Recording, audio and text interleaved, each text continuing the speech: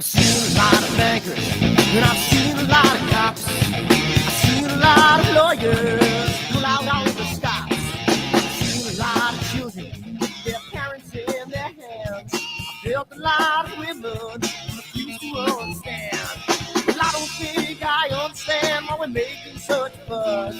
And I don't think I understand what's come of all of us. And I don't think I understand why we take this world for granted. I just want to get right back to Guitar Players Planet.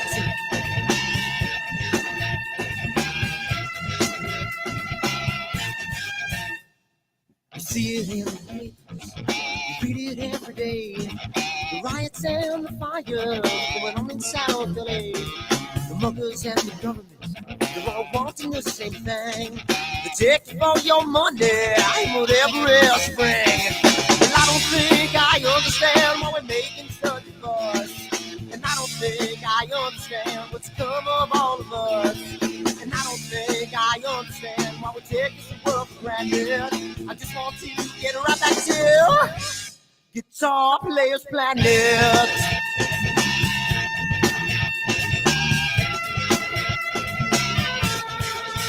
Take me.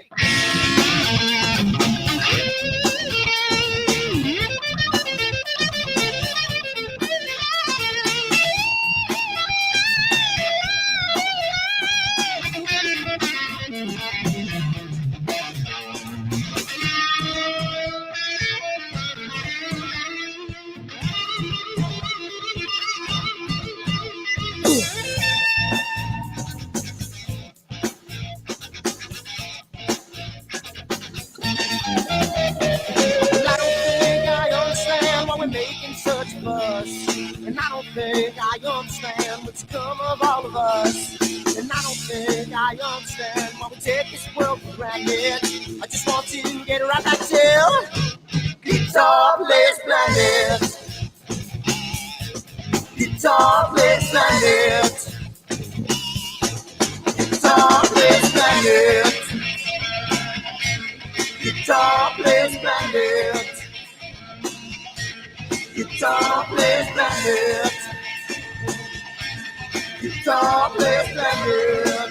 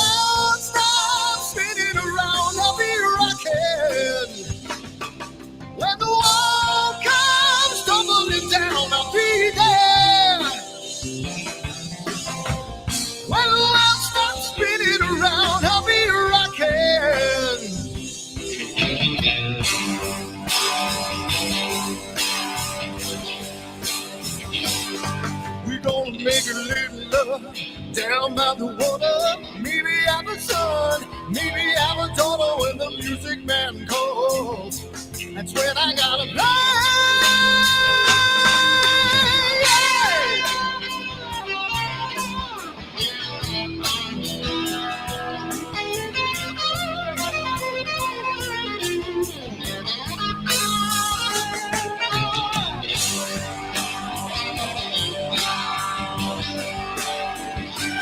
So I burn for the things I never had.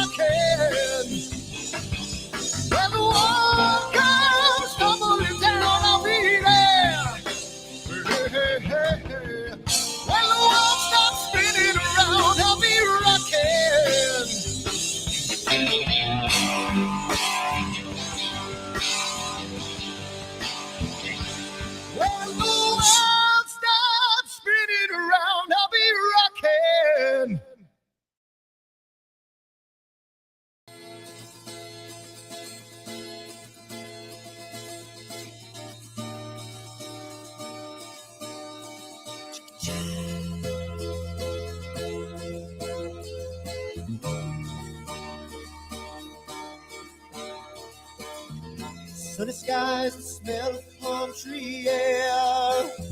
Looking back, I could never feel fair.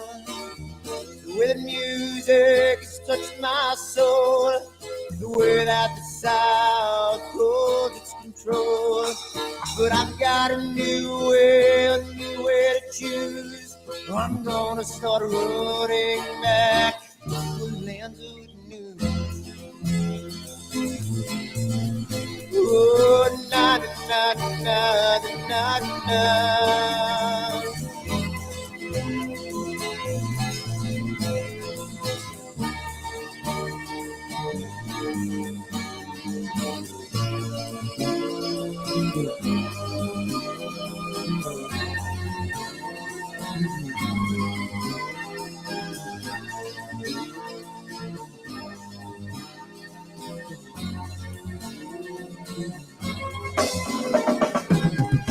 Seems to me that I have lost my old friend.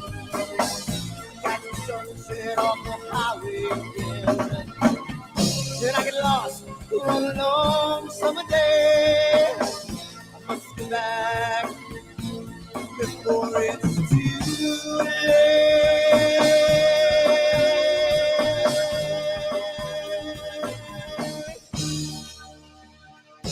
You're afraid, you're feeling alone. Time and space can never afford. The holidays can ring in your fear. The ghostly embrace can only mean tears. And I've got a new way to choose. I'm gonna start running back to the lands of the blue. Oh, na na na na na na.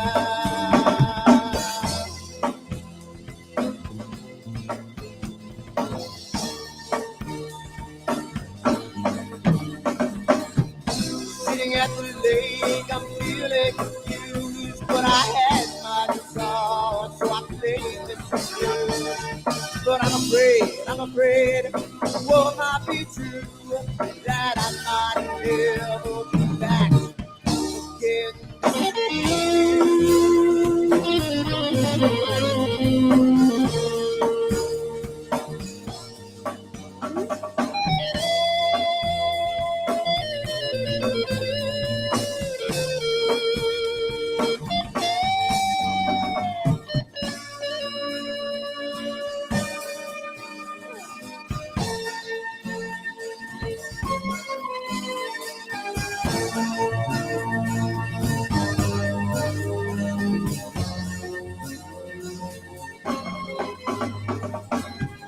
Seems to me that I've lost my friend.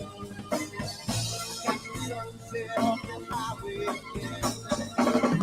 Then I get lost on a long summer day. I must be back before it's too late.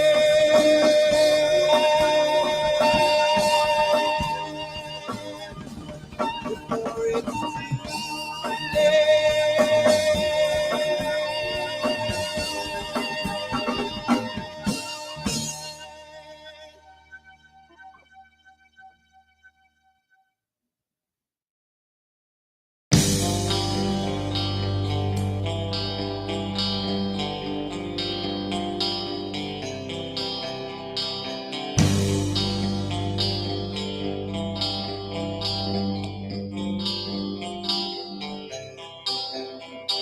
Someone to take me down at night. Someone to make my day. New revelation fills my soul. Oh, I can waste away. You distracting my attention. You're all that's on my mind. You not looking for perfection, but you're too hard to find. Now the first night is coming, and I know what to do. You know that nothing feels real than someone knows.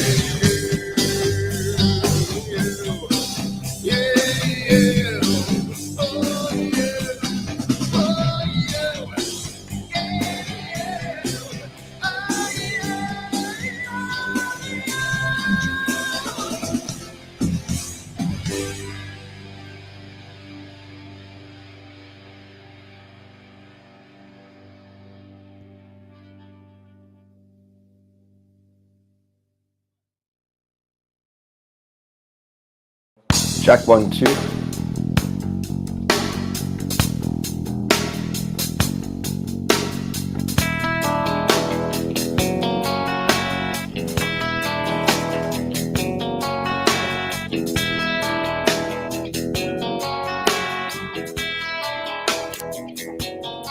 All right.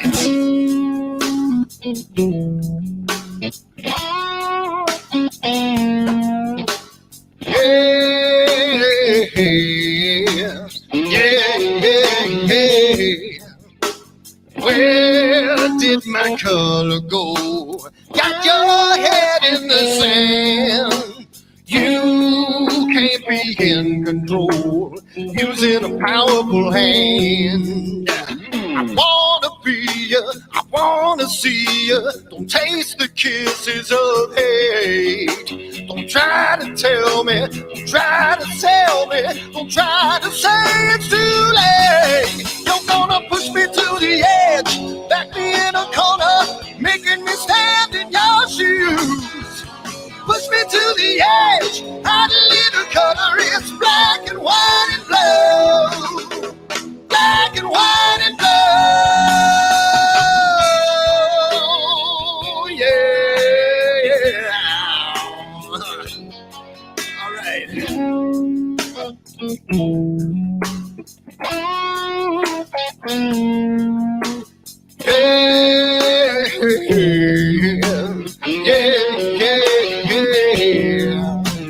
Cat learns to ring a bell. Rackets free from the maze. We can be taught to love. We've got to learn a new way.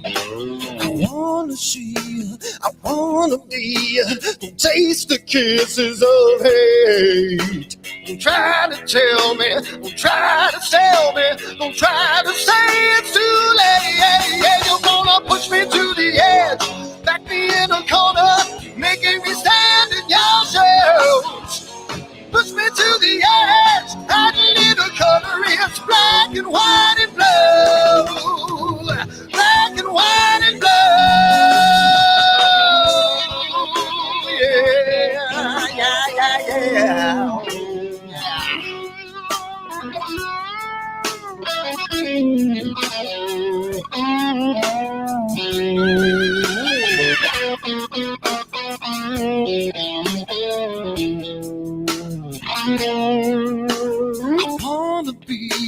I wanna see you.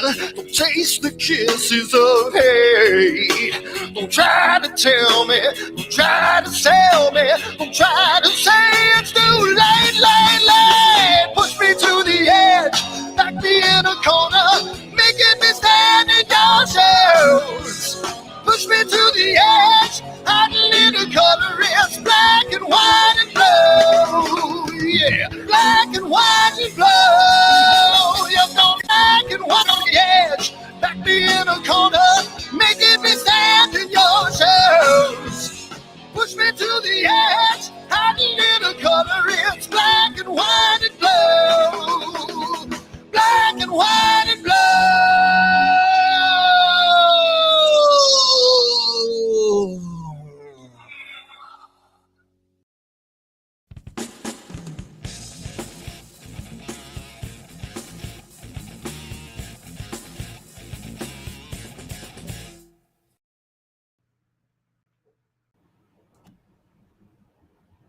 And hello, good evening, everybody. How's it going out in Nashville? Hey, everybody. Good evening.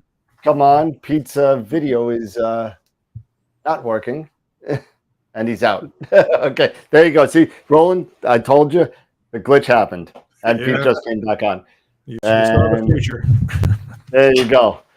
And Pete is in. How's it going, everybody? Welcome to our Wednesday night edition of AstroWorld TV. And tonight we are pleased to have Roland Archer with Voyager software. And he's going to be showing us a bunch of things regarding his acquisition software throughout the night. And but before we do get into all that, I got to talk about our sponsors. And I think, can everybody hear me? I think everybody can hear me okay. And if I could just, let's see. And sorry, doing everything at once.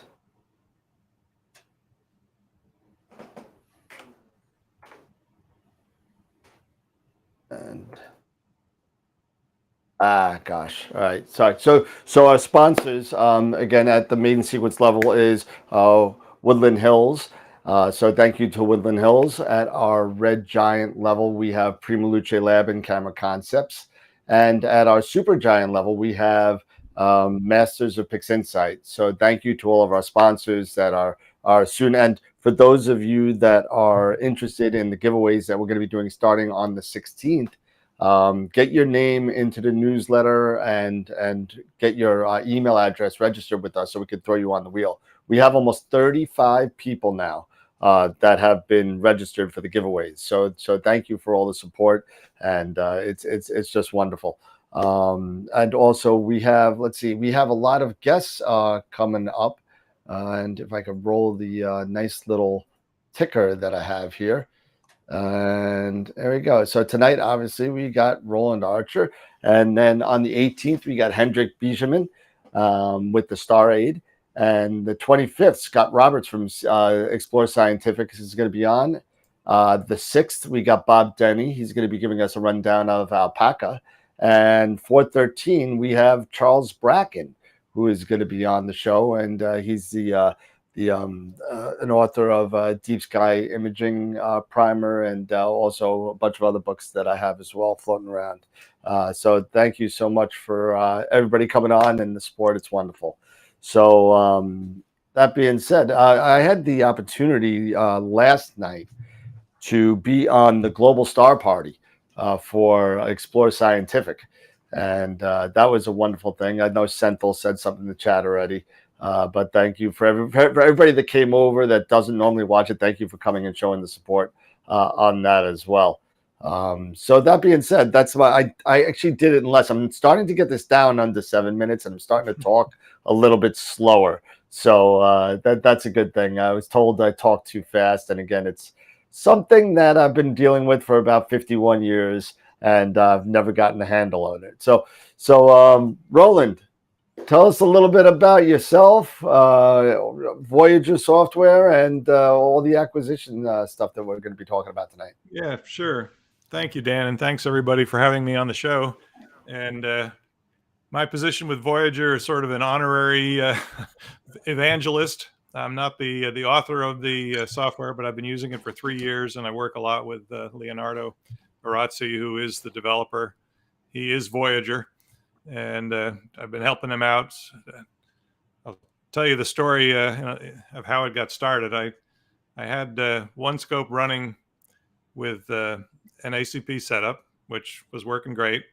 And I had a second scope, and I decided, well, all those license fees, maybe I should just play around a little bit and see what else is out there.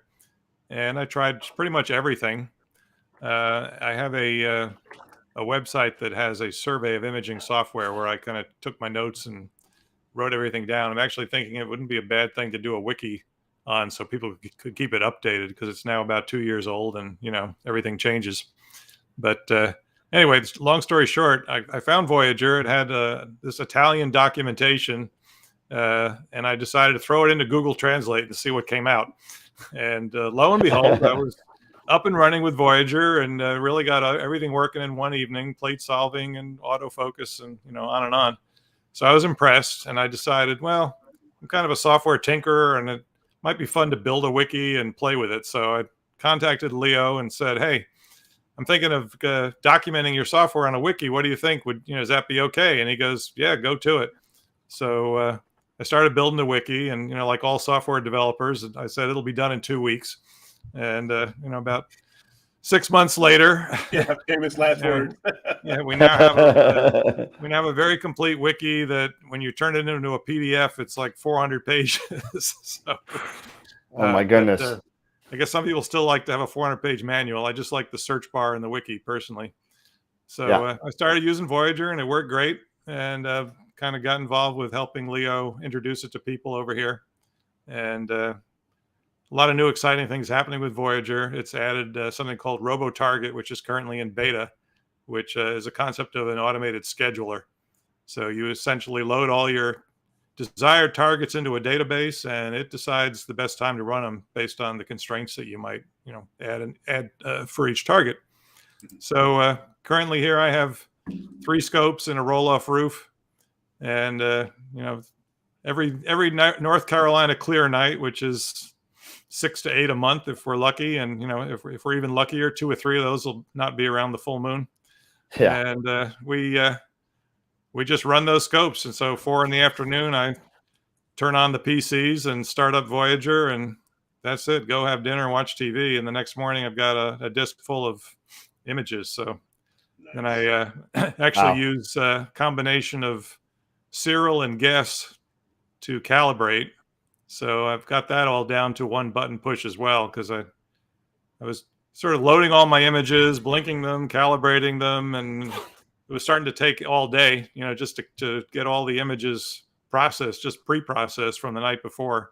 There's got to be a way to push button this. I mean, I'm sitting here just, like a robot pushing the same buttons over and over again. Yep. So I actually found a good way to do that. So anyway, I've got for the presentation tonight, I've got maybe 10, 15 minutes of slides to show you kind of some of the things that are harder to demonstrate about Voyager when we're not under clear skies. And then I can do a demo. I've got the SkyX set up, which has some excellent simulators. So it almost looks like it's, really controlling a scope.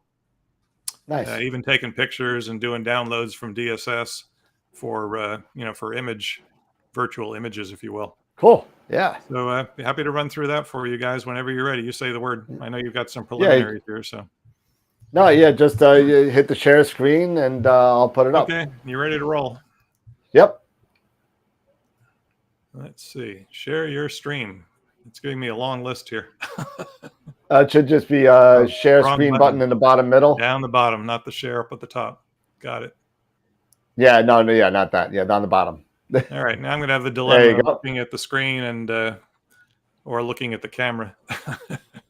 Don't worry. Actually, you know what? I won't even do that. I'll just make your screen full screen, and then you won't have to worry about looking at the camera. All right.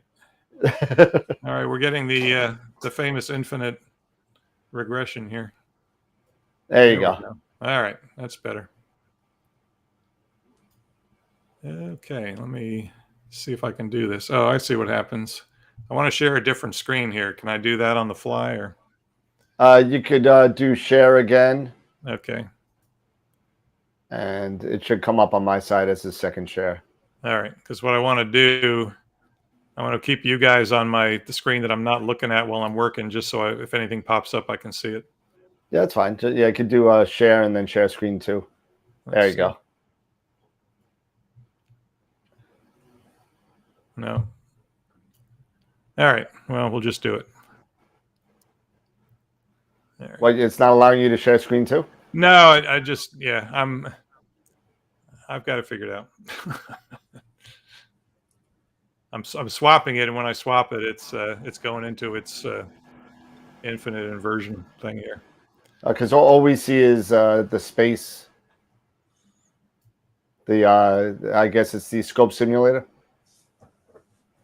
Okay. Right, now we see your. Now you got the presentation. Yeah. All right. Well, I just won't be looking at the camera. So okay. I always like to be making a sort of the best to making eye contact while I'm presenting, but I'll be looking over here. That's okay. No problem. Over there. So, that's okay. I won't even put the camera on while you're doing it. How about that? Okay. So we're going to talk about Voyager today. As I said, I'll give an introduction. We'll talk a little bit about the kind of device support that it has. I've got some tables of key features. Since this is recorded, I won't have to go through them all, but you can freeze frame and check them out. We'll do a demo, and then we'll take a sneak peek at this automated scheduler that's been in beta now since January. So as I said, my background, like a lot of people, started as a teen with a Christmas present scope and then graduated to a 6-inch Newtonian. Even though I had an undergraduate degree in physics and astronomy, I ended up going over to the dark side of software and had a career that started as a development, but then moved into management and spent most of my career as a manager or executive in the software field. I'm sort of semi-retired now. I do some web development work. My most famous client is the Allman Brothers Band, Nice. Rock and Roll Hall of Famers. And then about 6 years back, I got into astronomy again. We were at a restore, which is the Habitat for Humanity surplus stores. And I saw a reflector sitting over in the corner for $50 and took it home, hooked it up. And about 2 weeks later, I started buying gear. And about 2 years ago, we moved out to the country. We're about 45 minutes northwest of Durham, North Carolina. And for the first time, I was able to see the Milky Way at night again since being a kid in Hudson Valley part of New York. And since I have all these fun scopes, I decided to have backyard observatories come down and build a roll-off roof.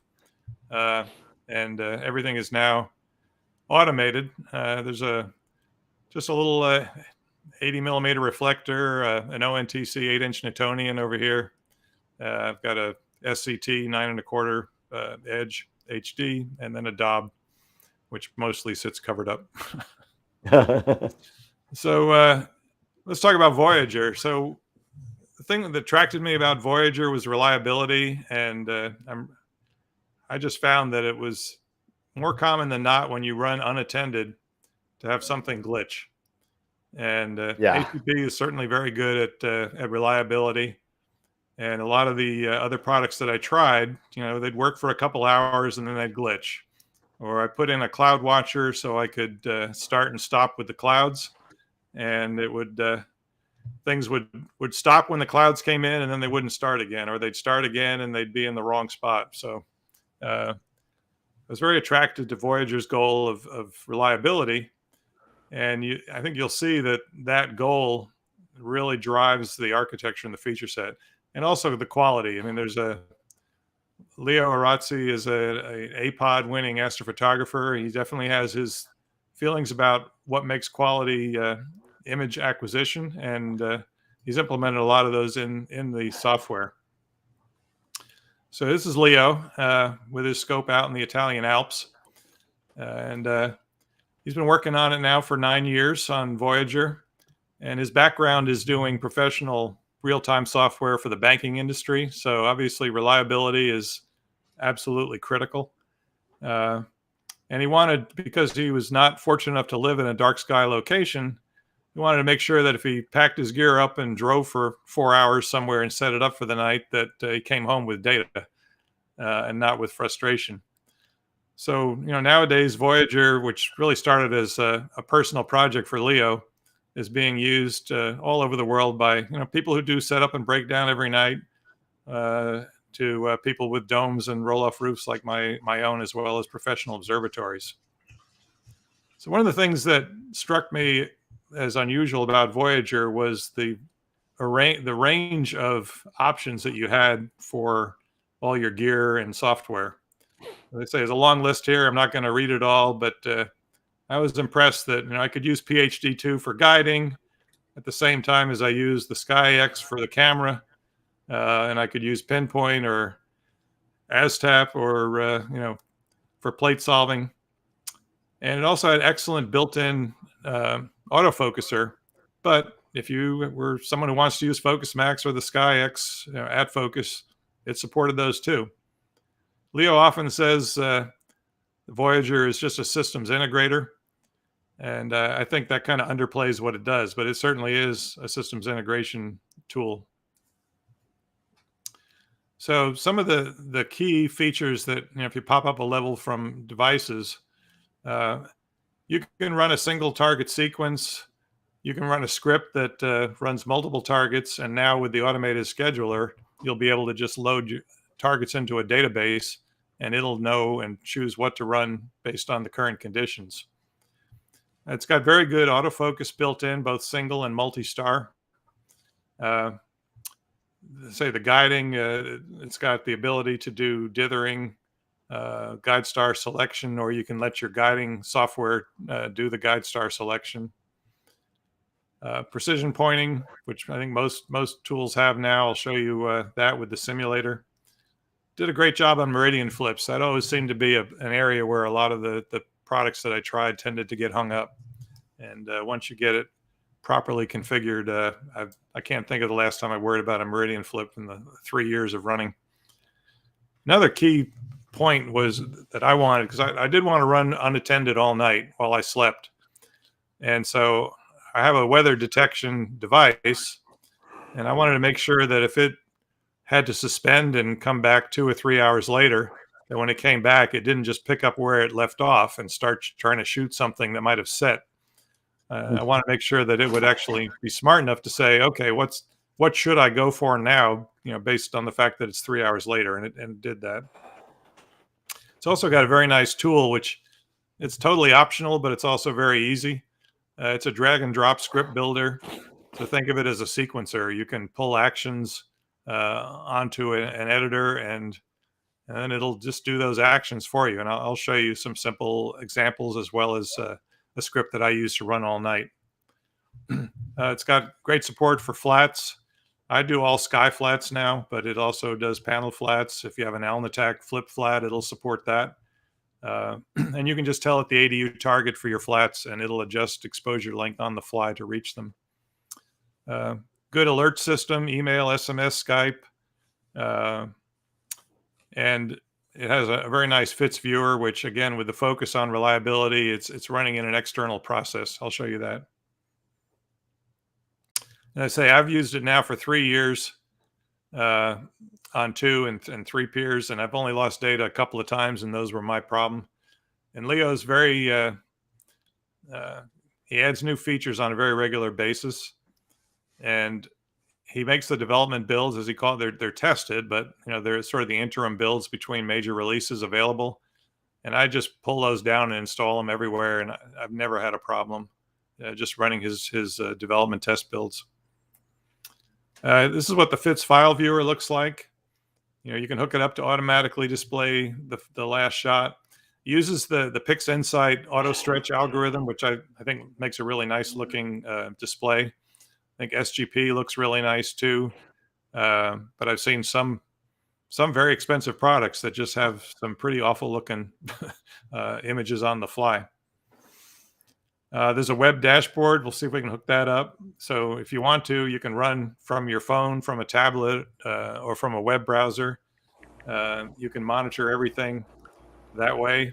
You can pretty much do everything you can do from the virtual desktop, but let's say I'm now running with 3 different PCs running 3 different scopes, and I tend to just keep my virtual desktops open. I use the Google Remote Desktop software, so I will more often than not just switch to those. But a lot of people like the web dashboard, and that's available too. One thing I do use the web dashboard for is the framing wizard. So Voyager has something called RoboClip, which is a database of your targets, of your both current and future targets. And with the framing wizard, you can very nicely and easily find an object. It'll download a DSS picture. It'll set up a field of view indicator based on the scope that it's connected to and your current profile. And then you can manipulate to get the right framing that you want for your image. The same framing wizard, and I should say, and then you can save those coordinates in RoboClip, which you can then use later in Voyager. The same framing wizard also will handle mosaics, which I think it's sort of self-explanatory here. Yep. And there's a companion product. So if you have a lot of devices, sensors, relays, switches that you need to control, There's a companion software product called Viking, which you can use to control and monitor your external devices. And then this integrates nicely with Voyager. And Voyager is also, Leo's done some work for professional observatories that has created some really nice optional features. And one of those is the array system. So if you have a single mount with multiple optical tubes, you can do that with Voyager with a single or multiple PCs. So this is going to make sure that if your one tube is in the middle of taking a shot, one scope, it's not going to start dithering the mount because another one's ready to dither. So it's going to synchronize all the operations around, particularly autofocus, meridian flip, and dithering between all the different scopes. Here's the early adopter of that array system. This is the Master Darks Observatory in Thailand. Wow. So I mentioned before about the suspend, resume, and exit. So this is a really nice feature if you like to run unattended and you have something to monitor the weather. They say it'll skip ahead if the target you were shooting is no longer available, and you really have complete control over what actions you want to take when you get a weather suspend event. This is set up in the drag script. So typically you're going to park your scopes, check perhaps sensors to make sure the scopes really are parked before you move the dome or the roof, and perhaps send you notifications. In my case, I'm comfortable enough with it now that it just parks the scope, suspends operation, and it doesn't even notify me because I don't want to wake up. Another recent feature is if you happen to have multiple peers in a single observatory, there's a distributed emergency system. So this allows one Viking and Voyager instance to basically coordinate all the weather, safety, and emergency events and notify your other instances of Voyager, so that you don't have one fighting the other to close or open the roof. Nice.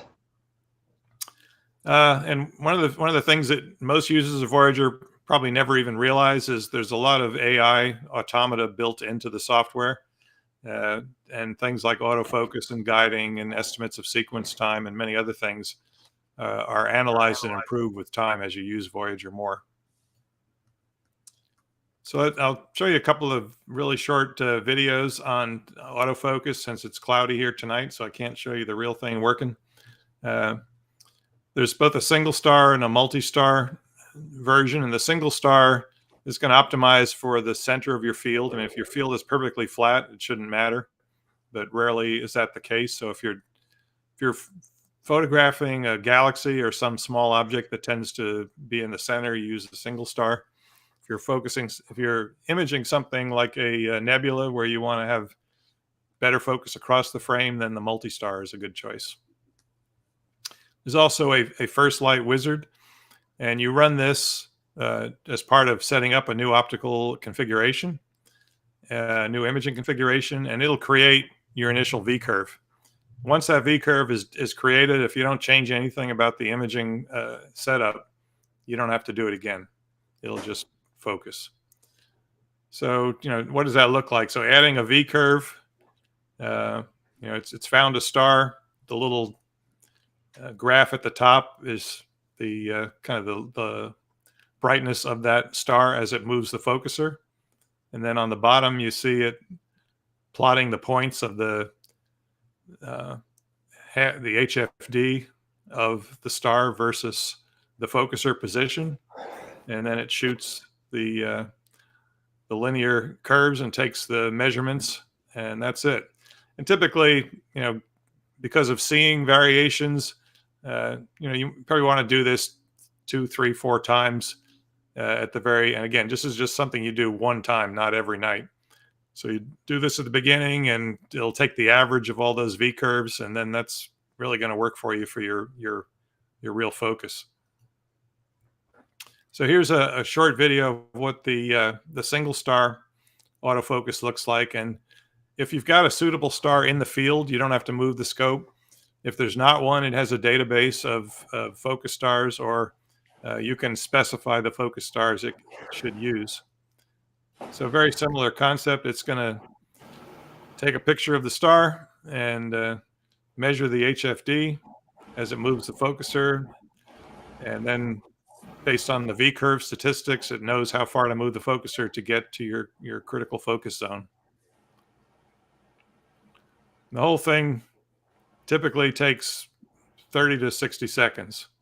I guess I stopped my video just a tad before the end there.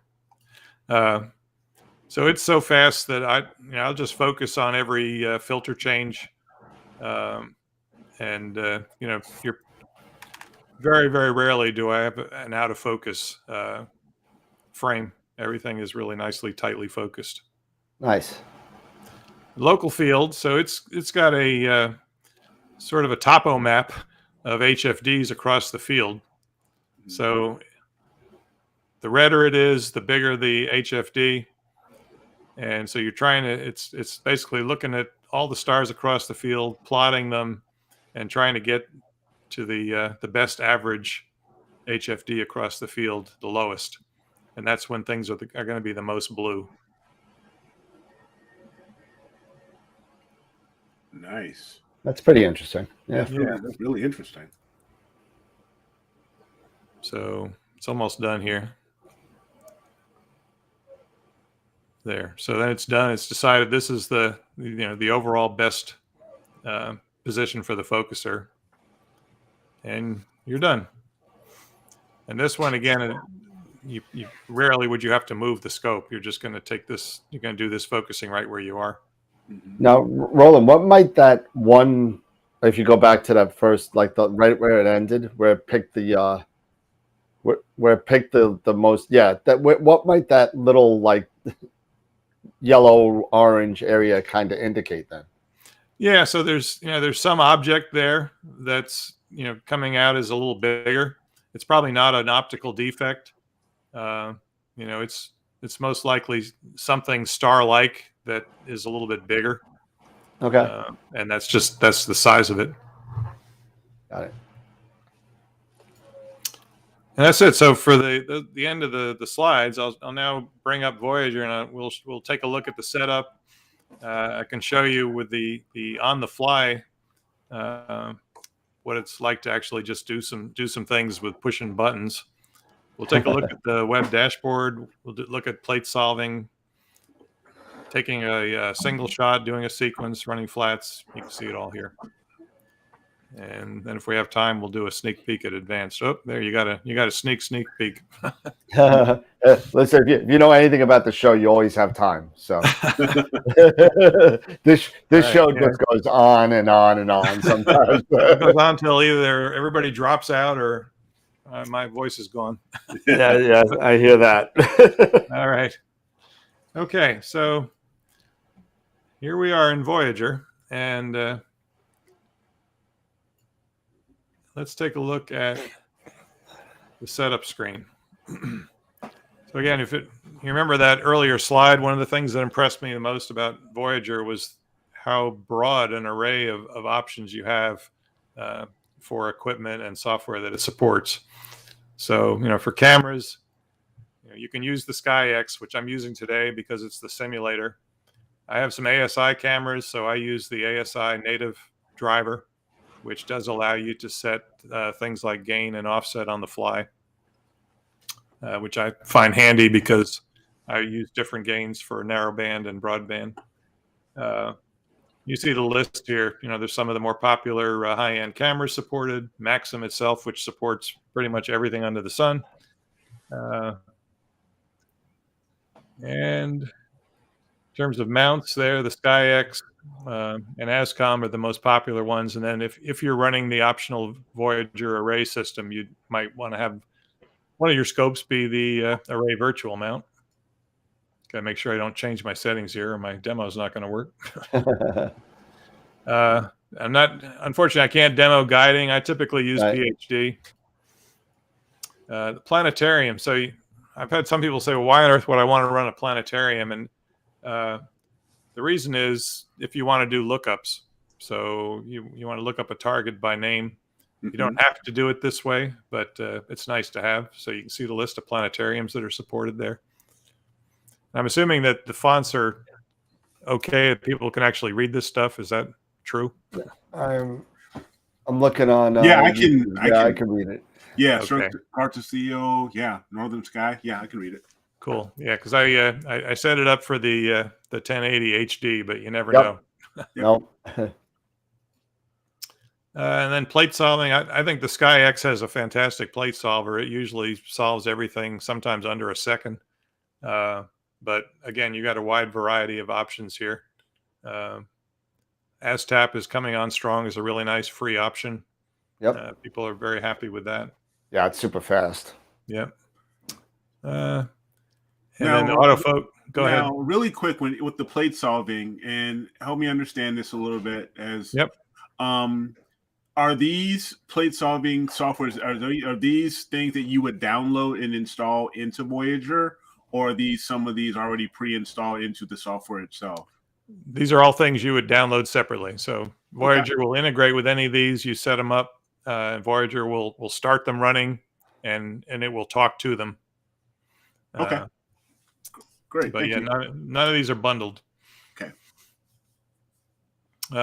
Again, autofocus, as I said before, I can't think of anybody using Voyager who's not using Voyager's own autofocus. It's that good, but it does support, some of the other popular options. Rotator support has been added in the last year or so. I don't have one demoed here, but ASCOM and ARCOS are supported. Flat devices. I do have an Alnitak on one of my scopes, but also I use, as I said, Sky Flats. I've been very happy with. Dome choices, ASCOM. I'm just using ASCOM drivers for my roll-off roof, and I have a Lunatico AAG Dragonfly for my controller, which just has ASCOM interfaces. Okay. Weather devices, I use the AAG Cloud Watcher, but it also supports Boltwood and compatibles. If you have an observing condition, so you might want to make decisions in your drag script on what to image based on current conditions. Same for SQM if you have an SQM sensor. And then some people have separate safety switches, separate devices in the observatory for safety. I'm just using the stuff built into the AAG Cloud Watcher with my setup. And then if you have a Viking, as I say, that'll also provide pretty much interfaces to anything, any relay, sensor, switch. And it's just some setups that are specific to Voyager, like if you have how you want to have your file names set up, and some of the remote services. So the web dashboard you can turn on or turn off here. And then there's a few common things, whether you want to have the web server started up automatically. Voyager has an application server built in. So again, this is one of those behind the curtains things, but it means very much of what you can do with Voyager is also accessible through an API. So there's a extensive API document on the wiki. And if you're a developer and you want to talk to it through TCP, you can. Cool. So that's the setup. Let's see if we can connect. So I said, this is again a local instance of the Sky running on my my PC here, and I just set up some of the basic simulators so I can demonstrate a few things. So let's see. That's the Sky's camera image.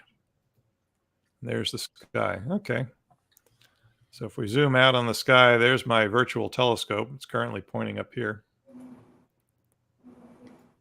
We'll go back to Voyager. So as I said before, there's an on-the-fly where you can kind of push buttons and do lots of things. I'll just give you a quick overview of the screen here. Drag script is where you can load and run a script. You can bring up an editor to edit your drag script or create them. And I'll get into this where you can run mosaics, or if you are doing things like looking for exoplanets, you can set up a whole number of targets and run through them. And then there's the beta robo target. There's also profile management, so you can set up as many profiles as you want for different imaging setups. And there are some tools, so on the fly, while Voyager is busy imaging, you can still bring up a sequence editor or a flat sequence editor and make some changes. If you had multiple instances, you can start them from here, so you can actually run more than one instance of Voyager on a single PC. So that's enough of that. And then over here on the side, there are two important sort of status and control panels.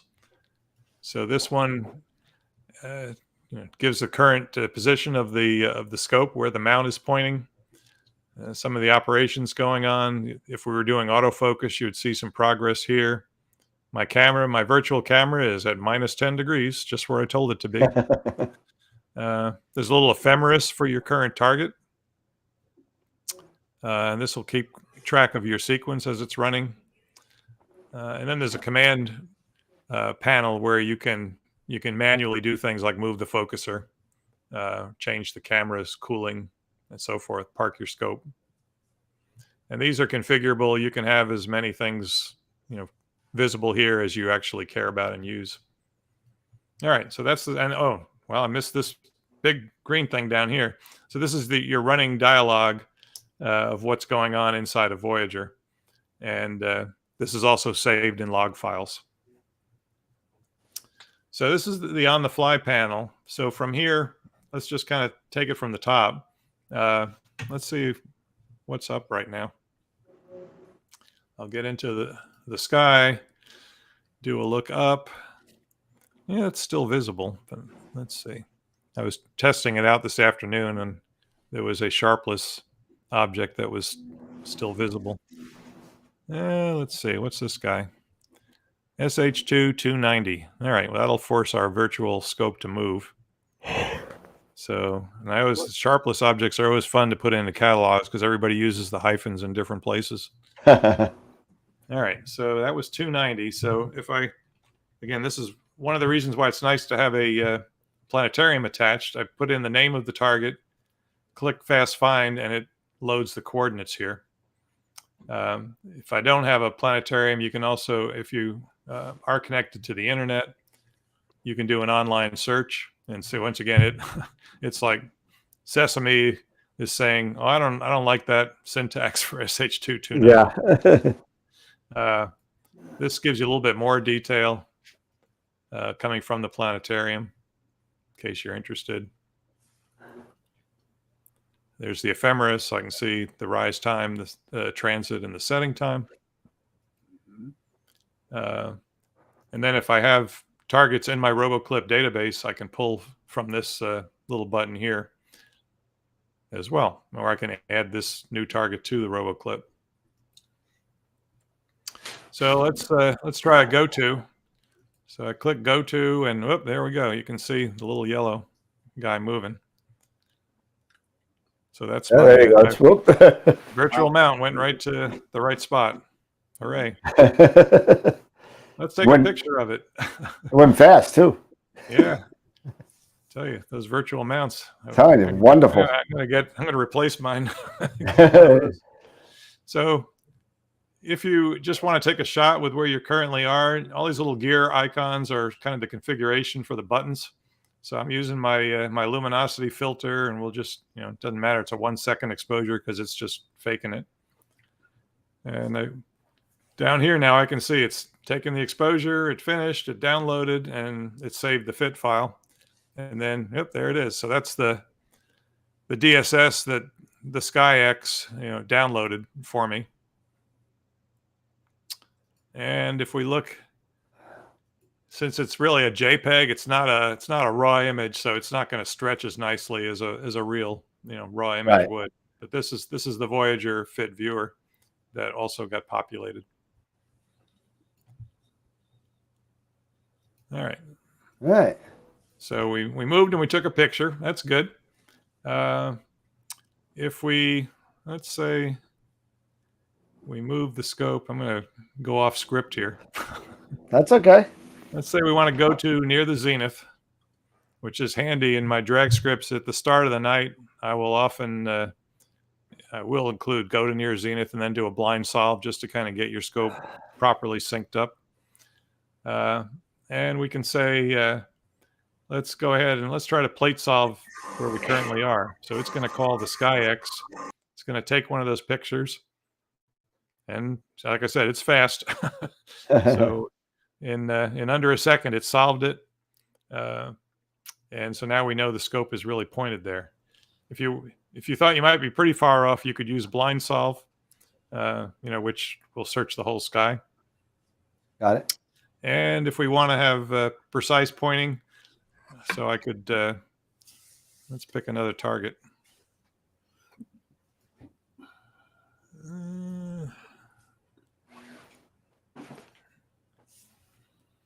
Boy, can I spell that?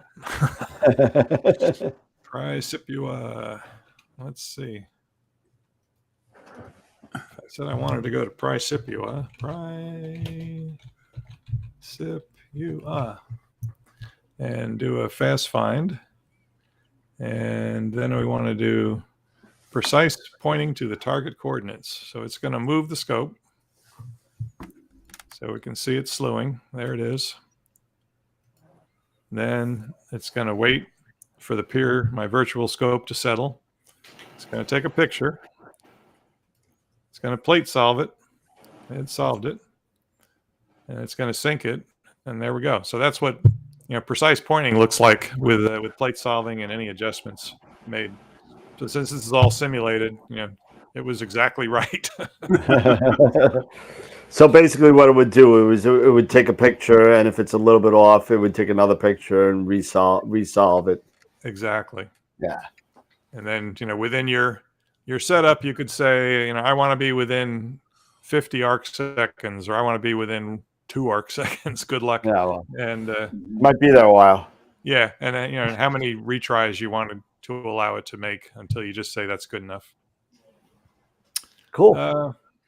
So these are some of the things that you could be doing just from the on-the-fly menu. Sequence-wise, most people are going to set up a sequence. So this is where you would say, with each filter, I want to take exposures of a certain length, and I want to take a certain number of repeats. Here I've got a sequence set up with LRGB filters. And as you can see here, I've got a little guide here that shows me that's going to be taking all the clear, all the red, all the green, all the blue. Down here are tabs that allow me to set up things that will happen before and during the sequence to control for each sequence. And if I group by the slot, that means take all this number of pictures with one filter before moving on to the next one. If I was at a dark site, for one night only, and I wanted to make sure that I didn't get only half of my filters done, I could say, well, just keep rotating through these different filters. So then you'd get something like that instead. Yeah. And you can say how many times you want to repeat it. So, so you could do like 3 luminance, 3 red, 3 green, 3 blue, and then rotate and then that. go back around. Exactly. Yeah. And during this, does it have a setting where, and I'm assuming it has a setting when it's flipping through the different filters? Say if you're doing a sequence of, say, 5 of luminance and 5 RGBs of each one, that at the end of each filter, it'll do a refocus. Yeah. So if you look at the focus tab, these are all the ways you can control your focus. So you can say whether you want to use the actual filter, which I always do. Mm-hmm. You can say trigger my focus only when the slot changes, or so many exposures, so many minutes, changes in temperature, or changes in target altitude. Nice. Okay. Yep. So that's the sequence. You can also, use a Voyager standard file pattern, or you can use a file pattern that you set up before. You can set up a series of constraints for, how high you're willing to, or how low in the sky you're willing to go to exit the sequence. hour angle is an interesting choice because you say, well, I want to only get good data, and for each particular target, that's plus or minus half an hour, 2 hours, whatever your tolerance is of the transit point. Mm-hmm. You can run programs or scripts before and after the sequence runs. Your cooling of your camera. You can say what you want to do if there are pointing errors, how many times to retry. If you have a rotator, you can set that up. Plate solving, you can disable it if for some reason you want to. I just have Voyager manage my meridian flips. I know, like I said, that works great. Guiding, you can either use, so like PhD2 will pick a guide star if you let it. Yep. But you could also have Voyager pick the guide star for you. And from here, you can set the time that you want to use for your guiding and your calibration exposures. Or you can set this to 0 and it'll let the guiding software pick.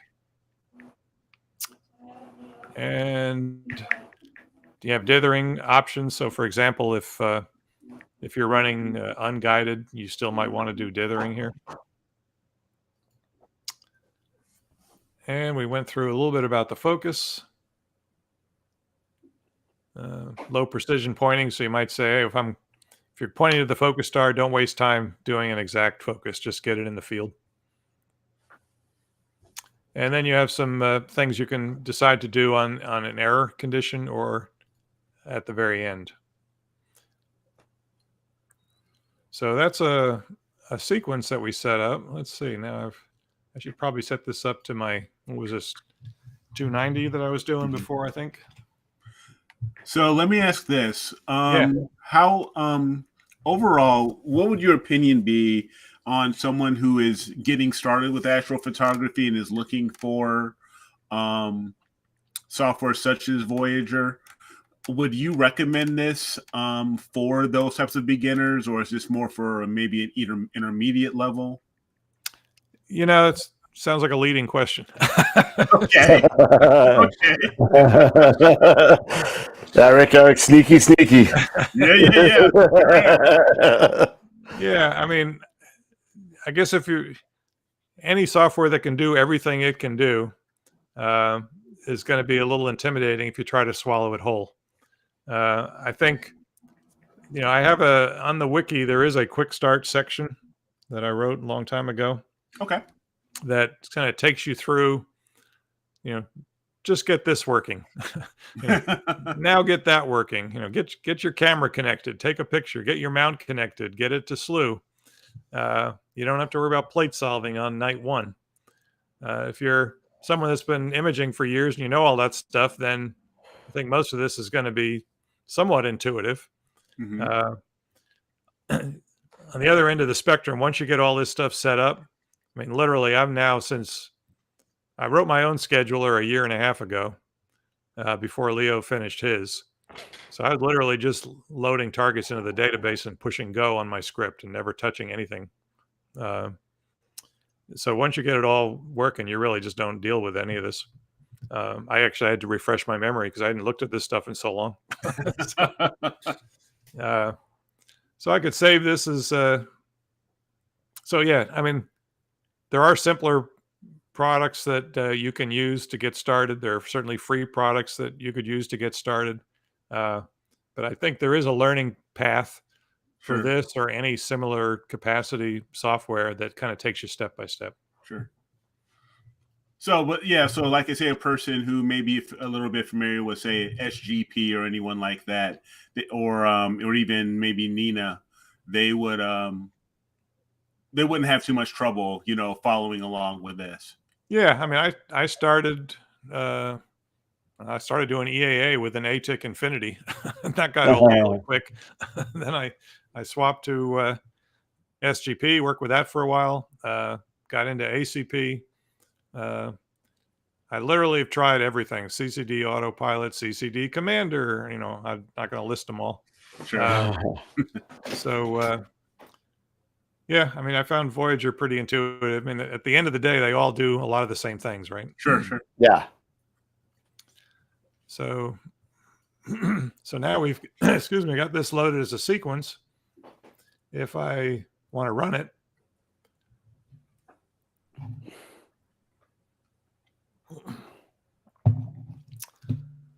it's now moving the mount to that position. It's going to do the precise pointing, synchronize, and then it's going to start taking exposures. So here we're taking our first exposure. To keep this thing moving, I just did 1 second exposures. And then over here, now we can see the sequence progress. The time we started, it's got 30 seconds remaining. The green bar is the sequence progress, and the red bars are the current shot. Sure.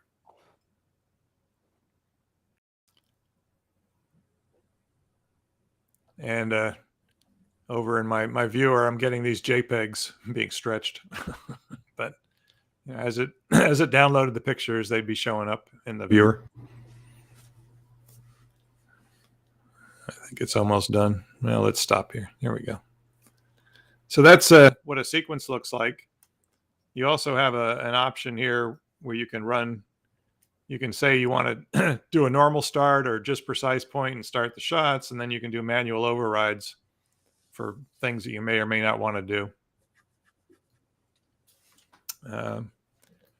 Then there's a similar looking dialog for flats. So if I load one up here, oops, I'm just taking the save. Here's a typical sky flat setup. So I have a minimum and a maximum exposure time, an initial, and a target ADU. And it's going to go between these times here until it hits to that ADU within my 5% error. Now, the way I typically would set these up, I'd have a much broader error target. So I might say I'm willing to go 30% plus or minus of 32,768 since I'm taking sky flats. And I'd put a much closer tolerance on my exposure times. So then I'll end up getting, you know, flats that are all about the same exposure time. And that is most of that. Let's take a quick look at the research and survey or mosaic. So if I set up a mosaic with the web dashboard, I could load it in here. Like this is a Rho Ophiuchi Nebula mosaic. And it will cycle through these targets. And if you look at the settings, it looks a lot like the sequence. So you have almost all the same options that you had for a sequence for a single target, but now you specified multiple targets. Sure. And, you know, if I had my mosaic set up in my RoboClip virtual field of view, I could import them here. And if you were doing things like exoplanet searches, you know, you could also do this to set up all your search targets and take your shots over and over again as you need to during the night. You can import targets from CSVs. There's imports supported from the Telescopius and several other planner software. Nice. So that's research and survey. And let's take a quick look at the dreaded and powerful drag script. So a lot of people somebody was saying that this is one of the most powerful things in Voyager, but it probably would take an entire night to go over the whole thing. So yeah, so I'll spare you. But let's open the editor and let's get brave here and try to build a script to see how hard it really is. I'll do the reset. So, okay, I've got a blank canvas right now. Over on the side here, I've got all the different actions that I could do within Voyager, you know, pretty self-explanatory, everything from connecting my setup to running a script. And now I have RoboTarget, you know, plate solving and so on and so forth. So let's say we wanted to, just go to near the zenith, do our start of the night thing. I just drag over here and drop. Now I'm going to go to near the zenith and do a blind solve. And boom, I just wrote a script. So nice. All right. So it's, once you get over the basics, it's really not that intimidating. So I actually did one of these earlier, I guess, but blinds, should actually be go to and blind solve. So let's do that one.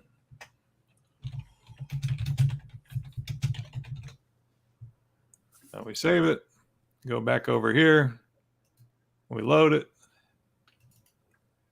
and we run it. And now, it's doing the go to near zenith, and then it will do a blind solve when it gets there.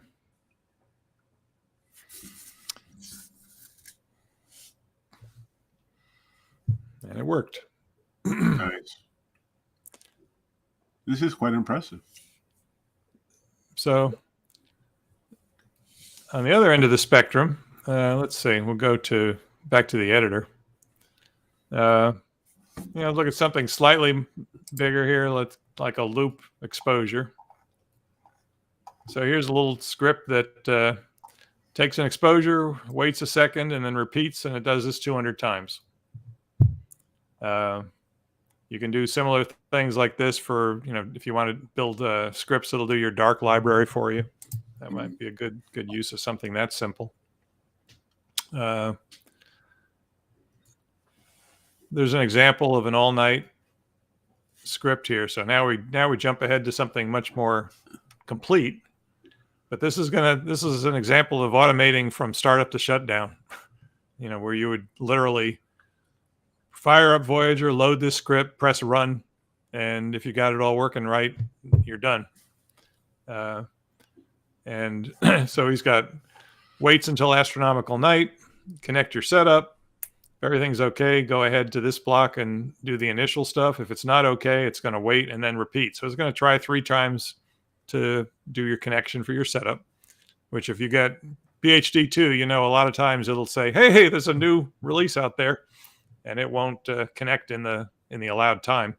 So this will catch that. I'm going to open my flat device cover because nothing sucks more than taking pictures of your flat panel all night. Got the cool down here, and then I'm going to wait till night. Again, for each of these things that are more complicated than what I showed you before, which was just didn't have any options. So wait until night. If I double click something here, I get a little dialog box, and I can say, hey, get the latitude and longitude from the mount, but it has to be connected. Well, if it's not connected, I can specify my latitude and longitude, and it'll still wait until night. If I want to wait till 30 minutes before night and then keep running, I can do that. So you can see, everything is drag and drop and then double click and set your options. So here, at the beginning of the night, we do a blind solve and sync. And all the things that it's actually doing are just a couple of commands. And then the rest of this is really just handling, well, what if it doesn't work? Right. Should I be notified? Should I wait and try again? Some comments.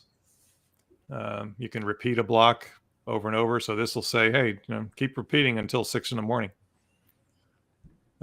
It's got a calibrate your guider. And then this is a set of running sequences. So for each sequence, I can say, when should I start it? When should I stop it? Do I want to override some of the constraints that you saw before were set up in the sequence, like, what altitude value you want to be the minimum that it'll run. You can even get fancy and do almost and Leo's said he's been doing this for years. You can almost emulate a scheduler by creating a sequence block for all the targets you'd like to get, having the constraints say, only image them plus or minus 1 hour from their transit. Mm-hmm. And then just keep rotating through that loop. And, it's really kind of a basic scheduler. Wow. And then here's the secret sauce down here about handling clouds. So we have a suspend event. So if my cloud watcher says, it's just, it's getting to be too cloudy, there's a place in Voyager where you say, these are the conditions that trigger a suspend. And all that does is it just jumps control. It stops what it's doing, jumps to this part of your script, and, park the scope, close the roof. Nice. And that's it. And then it's going to sit here and wait. And I'm saying, yeah, go ahead and wait all the way till 8 in the morning. And when it says it's no longer a suspend condition on resume, so this says if you go past 8 o'clock, just go to the emergency exit. Otherwise, if conditions are good again, go to the resume.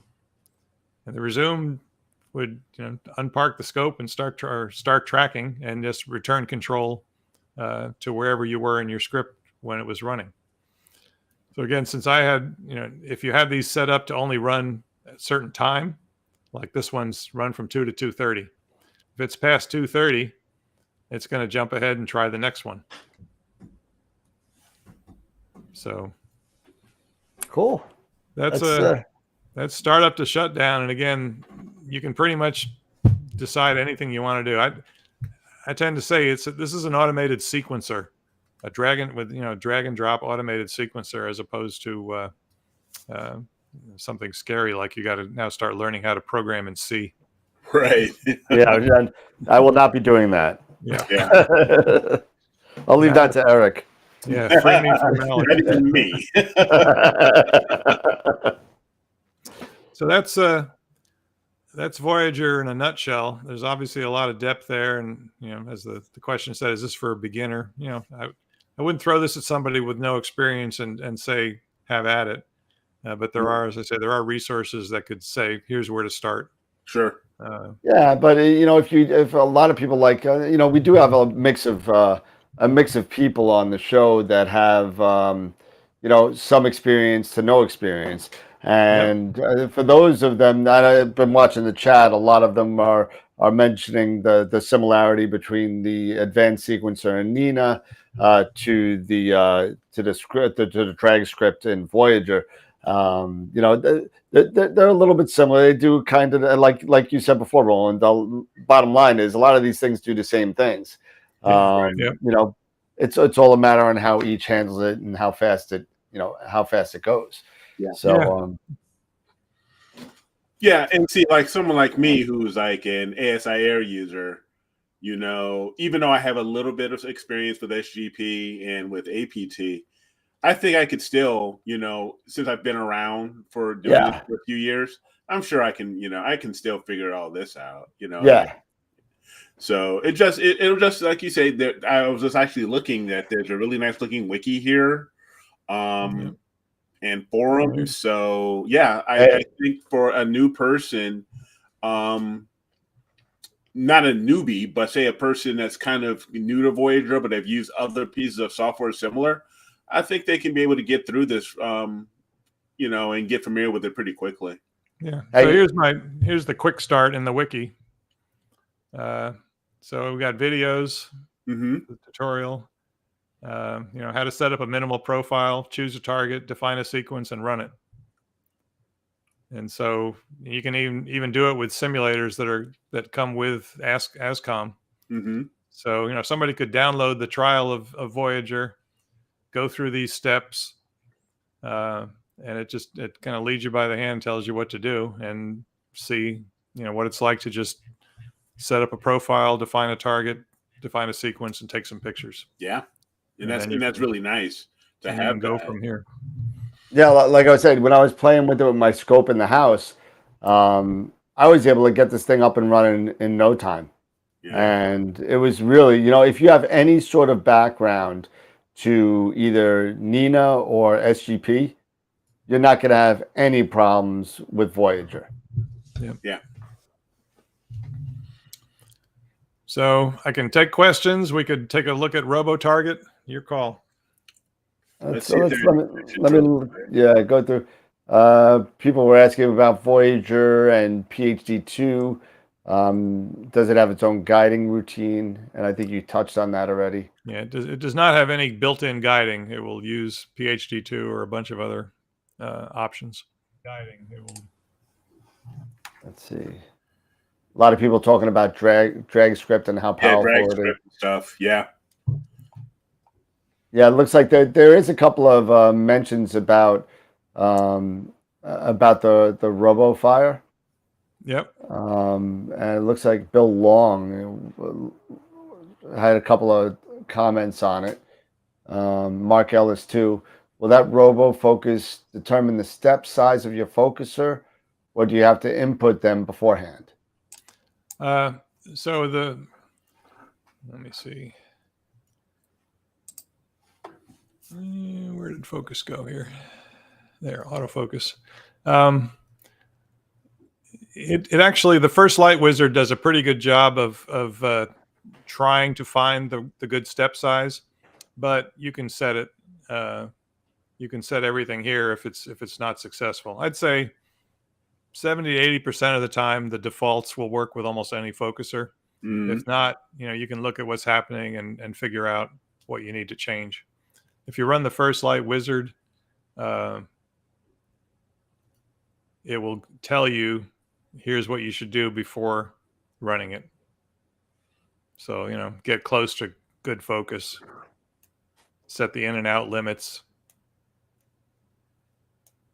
and initialize the driver step count to the midpoint. But it does, it's not dumb. I mean, it will go in, it'll see what kind of results it's getting, and it'll vary the step size.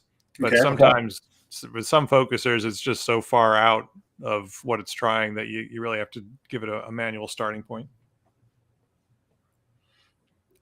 Yeah, just like with any autofocuser, you really should have a decent coarse focus to kind of get that nice V curve, or else you're going to be so far outside of focus you may never get in. So, yeah, if it can't find the star, it can't measure it. So I know so many people that are, oh man, I see nothing. I said, well, did you, the people that are putting on any sort of focuser, whether you're talking an EAF from ZWO or a Moonlight, it doesn't matter. You want to get it inside that focus. You got to kind of be inside that V curve, because like you said, Roland, if you're so outside of focus and it keeps on traveling in or out, whichever way they're going, it's not going to see a darn thing. Yeah, right. Exactly.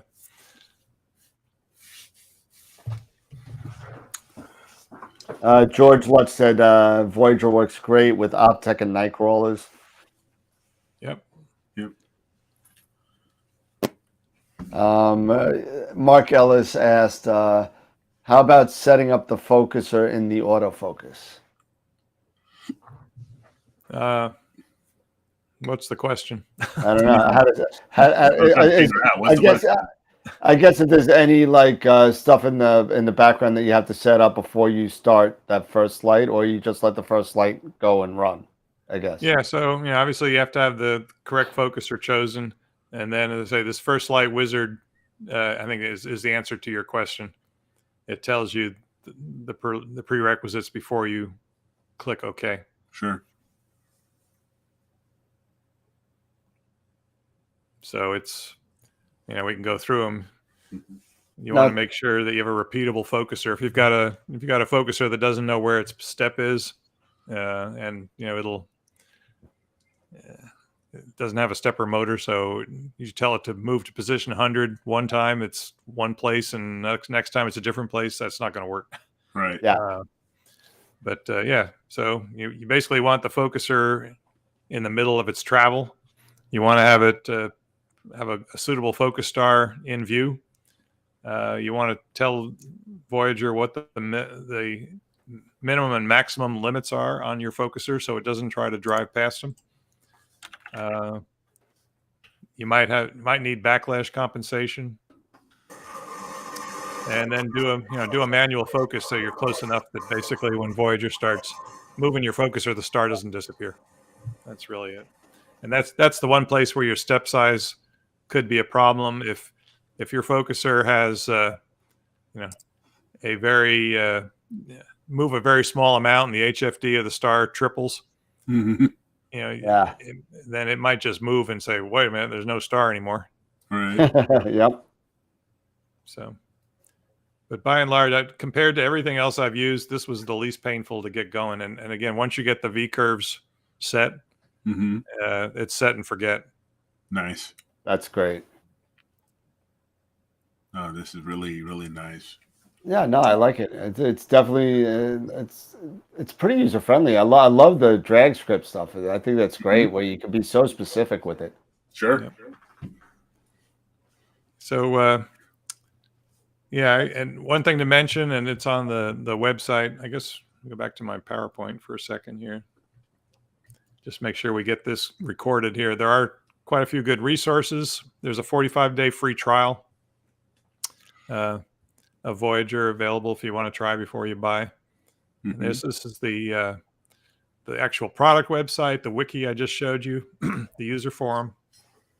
We've got a list of videos. And then I have been doing blog posts about Voyager Advanced. So that's on my my poor neglected Astro site. You actually got to say AstroBin killed my desire to do my own Astro site.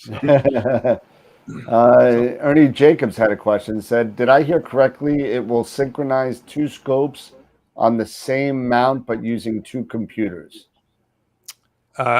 Yes, you can run with 2 computers, or you can run it on 1 computer.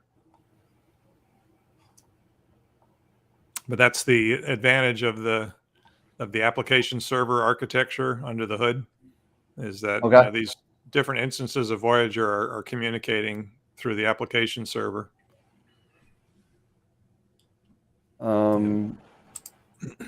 Captain 404 asked about remote observatory control. Did I miss it? I had to step away. So, I mean, I'm using this, and it's 100 yards from me remote. but it does work remote. If you're 100 or 1,000. Yeah, everything I'm doing is on is off-site essentially from where I'm controlling it.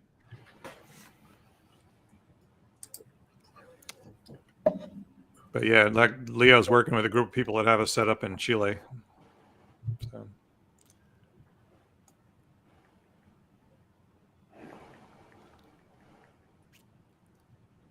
So if there's no other questions, we can either call it a night. I could come back and talk about RoboTarget maybe after it ships.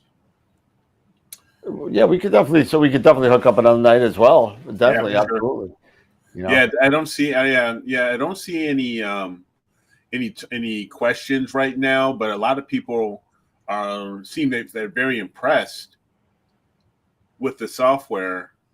But no questions I can tell, Dan. Okay. No, yeah, just Mark Ellis just threw another one up there. Cool. It sounds like I could have a dual setup on my mount and it will control both scopes on the Eagle. So basically you could have 2 instances of Voyager running on the Eagle if you wanted to, correct?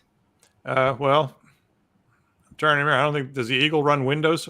Yeah. Yes. Okay. Yeah, then it should work.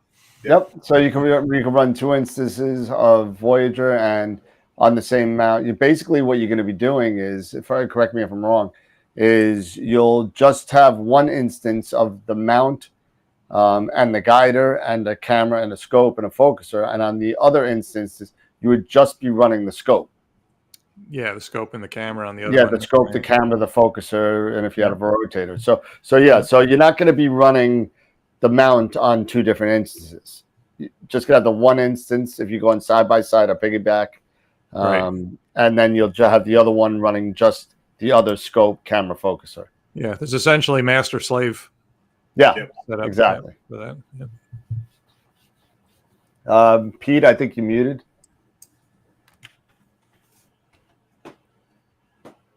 Let's see, Mr. Pete. Hold on, let me see if I can get you. There you go. Go ahead, Pete. Nope, still muted.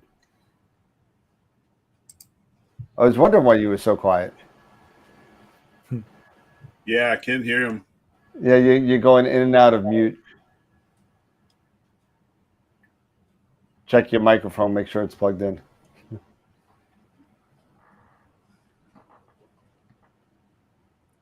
Nothing yet. Bill Long mentioned something, the array version.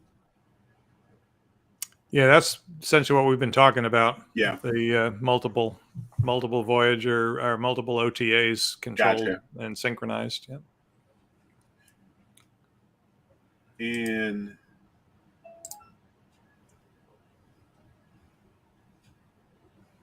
Just waiting for Pete to come back in, maybe. yeah, I was looking also here on the website. Mm-hmm. Can you tell me a little bit about what is this, the Viking? Do you have any information on that? Exactly what that is? Yeah. So Viking is the companion software, optional software, which I don't have it. I do not have it installed on my desktop here, but it's an intermediary between relays, sensors. Kind of the random things people that would have. For an example, you might have a sensor to tell you whether your scope is parked or not, because you don't want, in some cases, you don't want to move the roof unless the scope is parked. Okay. So Viking would connect to that. You might use a magnetic switch that tells you when the scope is in a certain position, and Viking would read that and then feed that information into Voyager, where typically you'd be checking in your drag script. So you'd have a Viking connection, Viking command in your drag script that would check before closing the roof. Okay, gotcha. So basically, okay, so this is, okay, so all right, so yeah, this is observatory control. Okay. Yeah, exactly. Okay. Very cool. Very cool. Nice. Trying to see, there's a, yeah, so on the wiki, there's an example here of all the things you can do with Viking.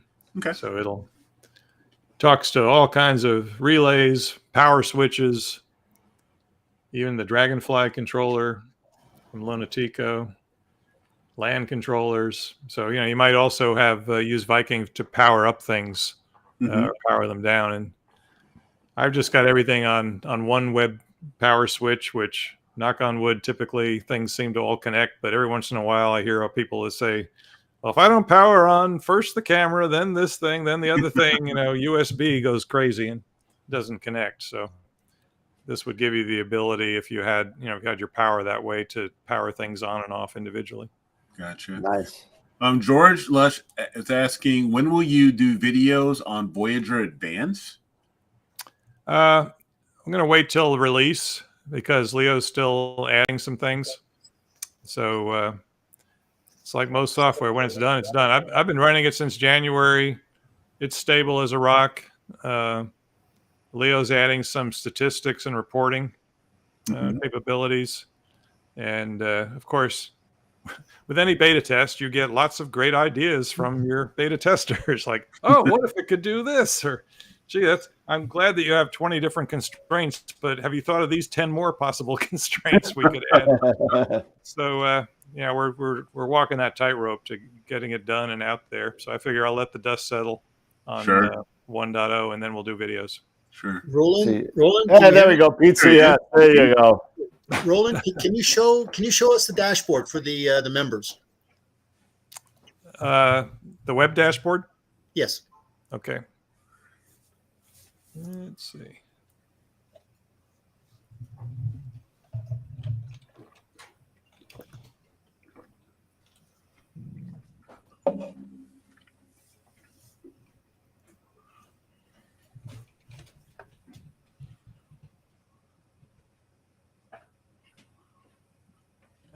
That's right. For some reason, I decided to set up a password.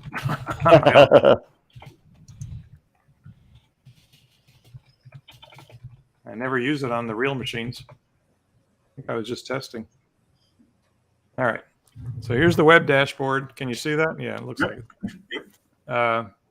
So I just picked a machine and connected to it. And obviously it's the machine that we've just been demoing on, so it's not really doing much. It shows me, here's the profile that is selected. Currently, well, it also, since we just connected, it's not going to have any information because it won't go into the past. In other words, if I did something new in Voyager, like, well, let's see, We go back to on the fly, do our favorite go to near zenith. Then maybe we'll get something actually show. So up here now it says telescope is going to near the zenith. Okay. And we could do our lookup for a target. So we could say, do a find. So there it found the target. Here's all the information about the target. And we could say, do a precision go to. And now it's doing the precise pointing for my SH2 290 target, which will take a little bit of time.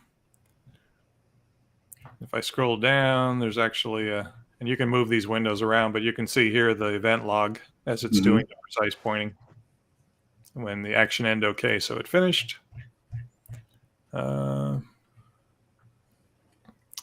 Telling me about my current mount status. I've got all my controls here for the mount, for parking and so forth. Here's my virtual field of view. So look something up. It'll download it from DSS. I say, oh, that looks great, or I can move it around to wherever I want it. If I've got a rotator attached, I can play with the position angle, which I don't have. So, but I could do that. Once I'm satisfied, I can then add it to RoboClip. So I can say, go ahead and get the data from the virtual field of view. It's M13. I can add notes. I can put it in a group in my RoboClip database, so I don't have everything all in one spot. And I can save it. Yep. That's it. So now it's in the database, and now I can pretty much use it from anywhere that I can choose a target inside of Voyager. I could take a shot from my camera. Again, unfortunately, since we're doing JPEGs, it's not going to look very great here. This is like my progress of a sequence, so single shot and the whole sequence. Camera cooler. What's going on with auto guiding? Not much, but normally that would be kind of your typical graph that you see of variance and movements of the mount. Some statistics for HFD on the images that it's taken. All my focuser ability here, I can inject a focus. So if I'm watching it and I go, focus doesn't look great, something's changed, I can just go ahead and inject a focus, and whatever it's doing, it'll at the next appropriate time, it will do an autofocus run. And the log.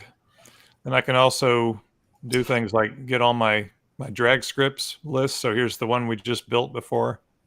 I could select that, and then I could run it from here. Same thing with sequences. I get a list of my sequences. There's my SH2 290, and I could start it from here, and it would run the sequence. Nice. So pretty much everything you want to do, can be done from the web dashboard. Yep. So in terms of remote, I mean, your choice. You could, if your remote system was accessible on the internet, you could set it up this way and run the dashboard, or you could just VNC into the desktop and run it that way. Nice. That's neat. We have another one, Captain 404 is asking, are there any collimation aids or tilt or flat field checks? No. Okay. Other than, well, it's not really, but that local field will give you some sense, but it's not really its intention. Okay. It's really more for imaging, and although doesn't have to be used for unattended imaging. The design point was, let's make this thing as bulletproof as humanly possible so that you can run unattended and make sure you're getting good data. Okay. And when you were showing the field of view, and correct me if I'm wrong, so if you took a snapshot, would it give you the angle of how the field of view currently is? So if you had a camera or a field rotator, you can go to it and adjust your field rotator? Yes. So that's actually something that's built into Voyager here. There's a rotation aid. So I can get the current position angle based on the last solve and then a target. And then I can go ahead and I don't have a simulator. I don't have a rotator simulator attached, but you could take another. You could move it manually, take another shot, see if how close you were getting. Gotcha. Nice. Okay. Yeah. And where's that command once again, Roland? What's the what? Oh, that command to bring up that compass. Oh, right here. This is on the fly camera manual rotation aid. Okay. That would be really, really handy. That's really, really handy. Yep. That's very, very powerful. Yes, it really is. It's got a lot of stuff. It's got a lot of stuff, just like George Carlin.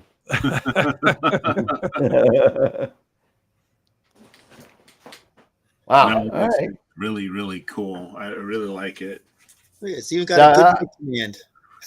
What's the good night command? What's that? What's the good night command? The good night command. That's if you have a set of things defined that you want to run at the end of the night, like parking them out and warming up your camera and so forth. It's like a end of sequence routine. Configurable. So I could run a program or a script before and after, move the filter. So and basically in the drag, you could have a specific drag script you built just for good night. Gotcha. That's awesome. You want to build, or you can do these check the box for the most common things. Sure. Close your flat device, park your scope, warm up the camera. Yep. They've thought of everything. Yeah, really. This is really, really impressive. Yeah, Leo's, he is an astrophotographer, so he's not just a developer who said, "Oh, this sounds like an interesting area to go, play around in." And he's an award-winning astrophotographer, so this is based on what he felt was needed for that, and so that's why it's so complete. Yeah. Well, I appreciate him putting in all this kind of work because this is really, really something. And I'll be honest with you, Dan. I tell you, this is actually making me think about, moving the ASI Air for a little bit, just so I can do the 45-day trial, just so I can start working with this. Oh my! Very, very well. It is. I think honestly, it's very, very well thought out. It is. And that's just about the same time where I just built up my Red Cat ASI Air EAF setup. I've always been a CCD user for a really, really, really long time. So me and Pete always laugh about Images Plus and some of the older programs that were out there before. For those really older people that got into guiding, the guide dog program where you just heard the barking of the dog whenever it lost a guide star. But there was a bunch of stuff out there, and I stepped away from astrophotography for a little bit, and then I jumped back in and I got into SGP. Right. And once I went to SGP, and then I got to be friends through AstroWorld, I got to be friends with Sean Nielsen, and Sean Nielsen kept on hitting me in the head saying, "You got to try Nina, you got to try Nina, you got to try Nina." And then I met Pete, and now Pete's telling me, "You got to try Voyager, you got to try Voyager, you got to try Voyager." So hey, I just hope that I get a clear night out there. Hopefully, over the next couple of weeks, that I could actually try this in the field, because I've tried it in a static environment and it's great. No problems connecting, no problems with dropping signals, no problems with anything. It slews the scope, it saw everything. Obviously, there's the same amount of work that you got to do with any other program like this. You got to have the right ASCOM drivers. Oh, yeah.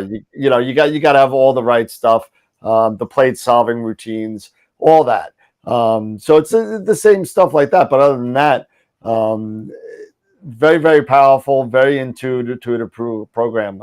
This Voyager, it's great. Yeah, the thing that really drew me to it was reliability. Again, I'm running 3 scopes now every clear night, and it just works. And I know that it's not the only software that just works.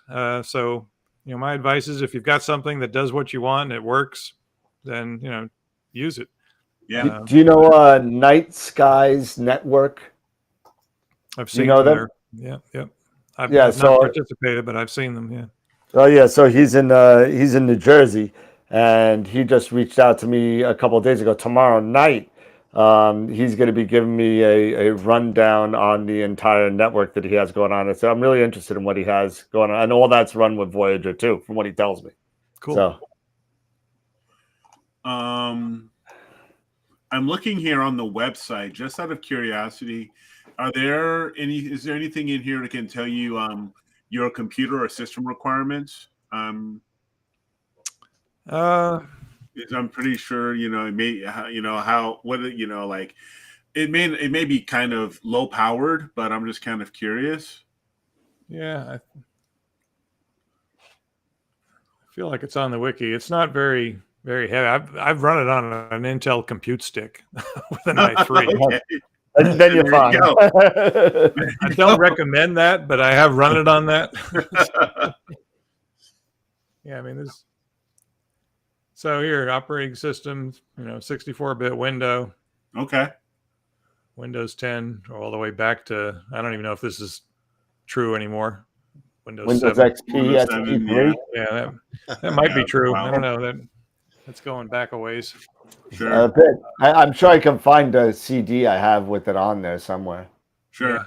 Yeah, but I'm sure most of the most of the common hardware configurations for your PC are really compatible with this. Now, this is primarily IBM Windows based. This isn't compatible with Linux or no, it's or Windows Mac. only. Yep, Windows.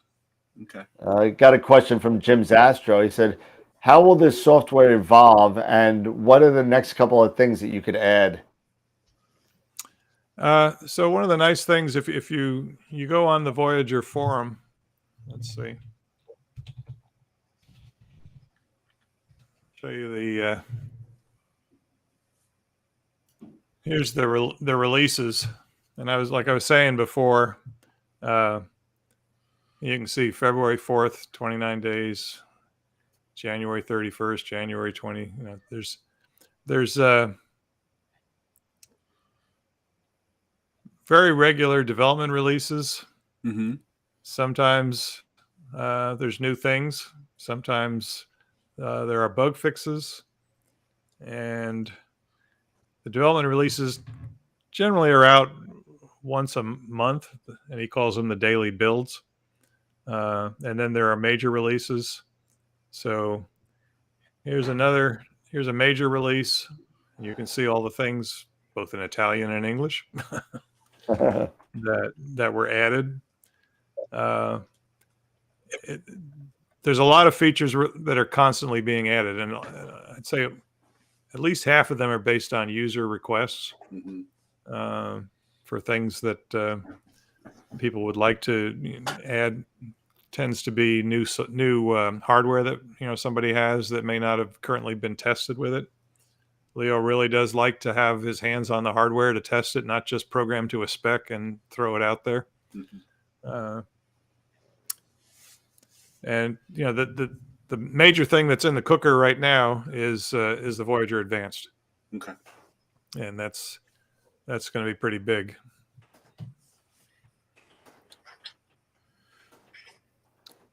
Well, I don't see any other questions unless some of them have already been answered by members of the community already in the chat, which were some repeat questions. But besides that, I don't see anything else, Dan, right now. No, not yet. I see. Actually, Joe just came on. Joe Sardina, who actually runs Night Skies Network, just popped on. So hi, Joe. We were just talking about your project. Yeah, he says support is great. Now, do you have a Discord server for Voyager? No. So again, I guess we could do community support that way. But if you buy Voyager, you get very nice direct support from Leo. Right.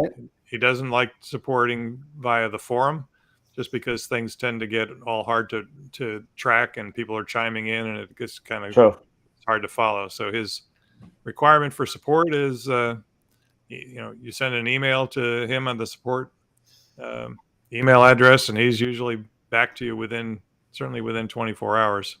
Wow. but often faster than that. And he'll even, as if you buy a Voyager license, he will help you get your initial drag scripts going as part of the service. Nice. That's awesome. That's all. It's nice to have somebody that's like hands-on, and not only that's hands-on, but actually, test things out on the equipment too, and just like you said, doesn't just throw out software and hope that it works and then fix the bugs later. Yeah. Right. Right. No.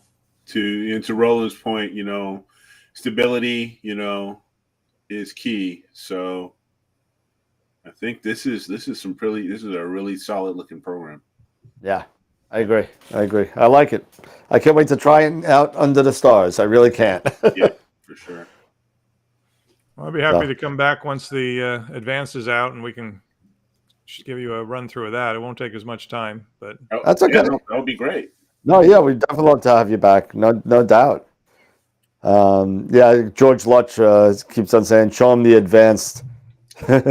It's coming. It's coming. Yeah, well, eventually.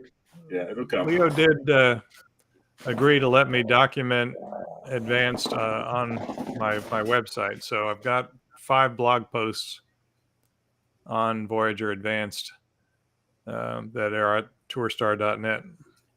So you can see screenshots and kind of a pretty almost wiki level description of what it does. Nice. And Dennis just asked, what's the cost after the 45-day trial? It's been a while since I bought a license. I'm actually on the website, and it says it's 129 euros. Yeah. So it's like 150, something like that. Yeah. It's in that. I knew it was in that ballpark, but I wasn't sure the exact number.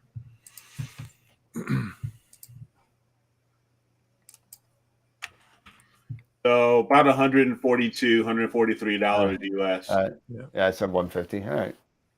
So sub 150, yeah, around 150. Yeah. The caliber of software that it is, honestly, anything that's even close is 2 or 3 times that price. So. Yeah, absolutely. I look at last GP since they went up to SGP cost more than that in 2 years because they went to a yearly subscription. Yeah, and this is looks great. It looks great. I like it. Yeah. Very, very cool.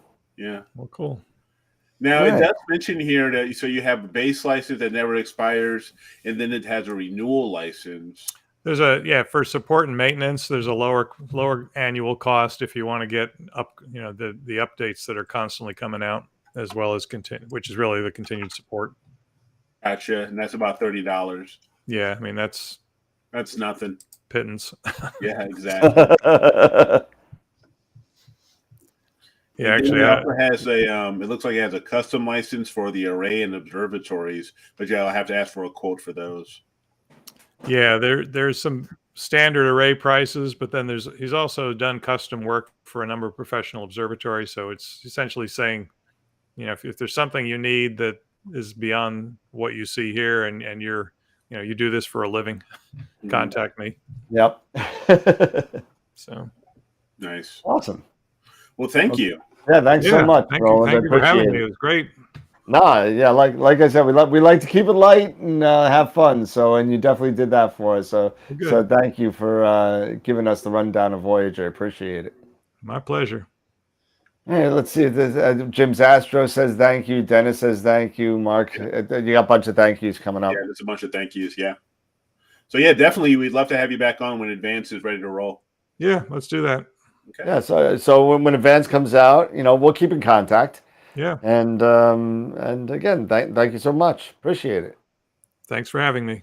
Okay. Thanks, Roland. All right. Take care, guys. Thank you. Right. Take care. Good night. Good night.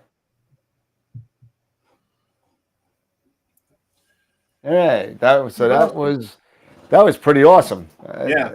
Like I said, man, I'm kind of serious. I will actually be willing to, step away from the ASI Air and actually give this an actual try at some point. Eric, you're gonna love it. You are gonna love it.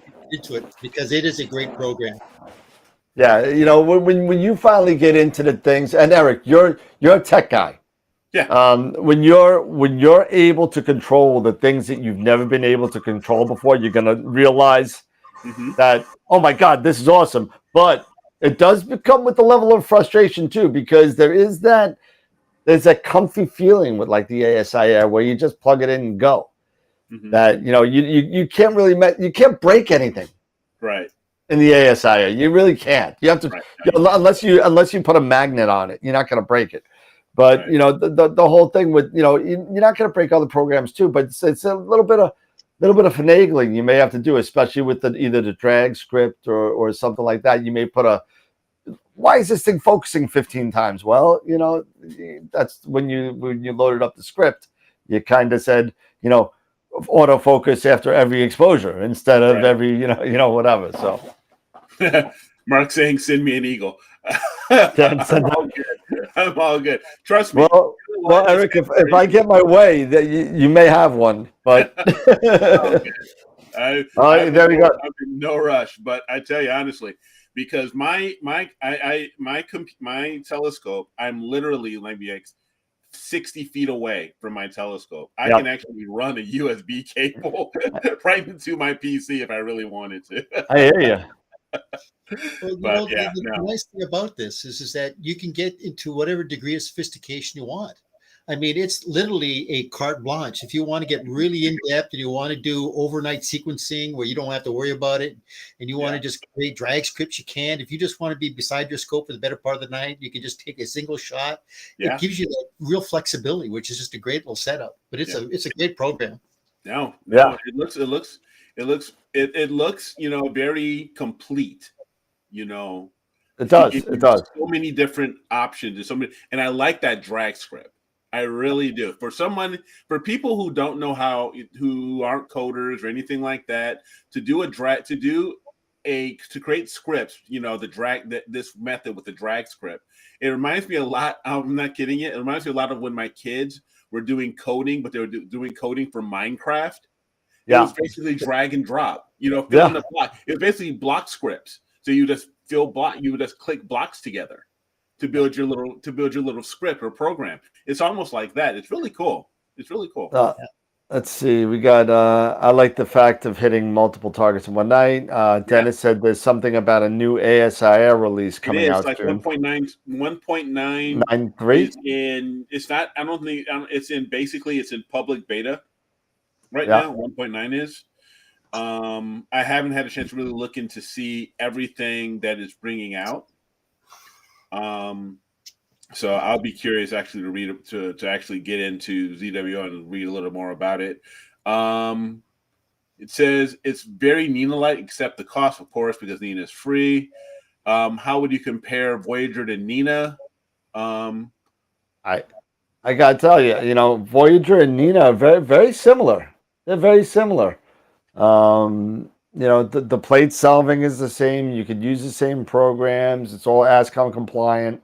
The only thing that I think that Voyager might do a little bit better is the whole array system that it has with the Viking and everything. Nina, I don't think could go that far. If you're running multiple telescopes like that, Nina, you could run multiple instances, but it takes up a lot of resources, I think, at the end. Sure. And see, once again, what you have to do, and we've talked about this many, many, many times, is when you get into these programs like Prism, Nina, Voyager, just stay with one and get good at it. Don't jump from program to program, because believe me, just get good with one, because you'll find out that down the road, there's going to be enough updates on that one software that it'll get very compatible to who you're just currently using. So just get good with one. If you choose to stay with Voyager, go with Voyager. If you want to go with Nina, stay with Nina. If you do Prism, stay with Prism. You know, there's so many great programs coming out now. It's just incredible.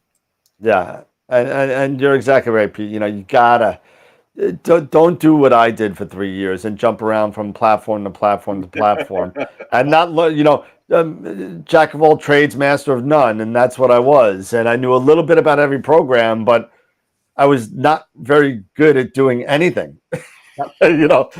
So until I started realizing, and I learned this at a very late age, as you can tell from the gray hair, that it's like you gotta sit there and focus. If you realize that this is what you want to do, don't go jumping through hoops to get there. Right. Jump through the same hoop a couple times.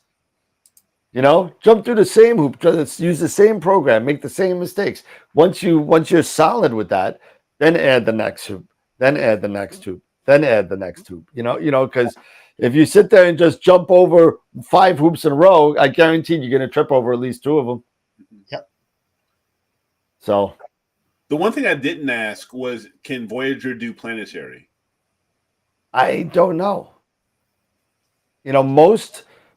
It does have. SGP doesn't do planetary, does it? SGP does not. Neither does Nina. Right. But if you add, because they all have the capability of adding a planetarium in there. Okay, so you could kind of back end it. You could use the planetarium to slew to the planet. Yeah, and start doing the imaging that way. But it won't go as the target. Do you remember where he said you set it up and you can actually use like the SkyX, you can use Cyril or whatever, Yep. but you can definitely use that. I mean, what I do is I use Voyager on top of my SkyX 64-bit, and literally it just runs the planetarium program. So what I do is if I want, say, like, Simius 47, I just type it into Voyager and then it just slews it and it pops up the program and I just say, okay, click on the target and it just automatically slews to it. Yep. Right, but I'm just saying, can it also do? Is it more of a? Can it also do high speed video? For planetary imaging. That's a good question because I did see the video. Yeah, I did see. I didn't see that either. I didn't see that in there. No. Yeah, you might have to go to the ASIR for that one. Yeah, ASIR, whatever. That's one of the things that annoys the crud out of me with these, I don't want to say high-end software, but these all-in-one kind of acquisition softwares like Nina, like Voyager, like it does everything in the sky except for, well, depending on how old you are, the 8 planets that you wanted. It'll do. It won't do the moon. It won't do the moon. Won't do the sun. Won't do the moon. Won't do the planets. And I never understood why. I mean, I don't think it has to do with the AVI part of it or the live video part of it. They don't even put it in the Sinbad to find the planets. They didn't put it in there. Can't you just add them? Add the sun, the moon, whatever, I don't know.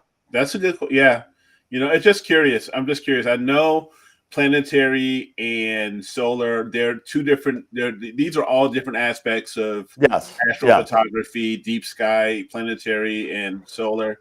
But still, if you have these types of acquisition suites, it would be kind of nice, to be able to incorporate all of this. I agree. And I'm honest, the ASIR actually does. It does planetary, it does video. So you can do solar, you can do planetary, and you can do deep sky. So and that's why a lot of people that do the Eagle or a NUC, like somebody said, or some sort of Windows platform or anything else that matter, download something like FireCap.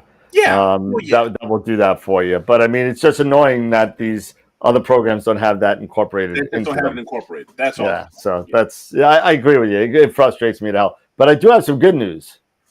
So if you guys have been watching me, I've been since I came on, I've been messing with my phone, looking around a lot on my phone, and it looks like we just picked up another sponsor. Oh gosh! It looks like we Optolong. No kidding. Awesome. So we just picked up another sponsor at the Red Giant level. Okay. So it looks like we're going to be getting a shipment of filters from them for giveaways on the show. Very cool. So yeah, so I don't want to say names, but somebody from Optalong who I've been talking to for a couple of years, just said, "Oh yeah, I'm gonna talk to my guys and we'll send it out." I said, okay, That's very cool. yeah. So, did they not program the ephemeris for solar system objects? I don't think they did. No, Doesn't seem now. Doesn't seem to.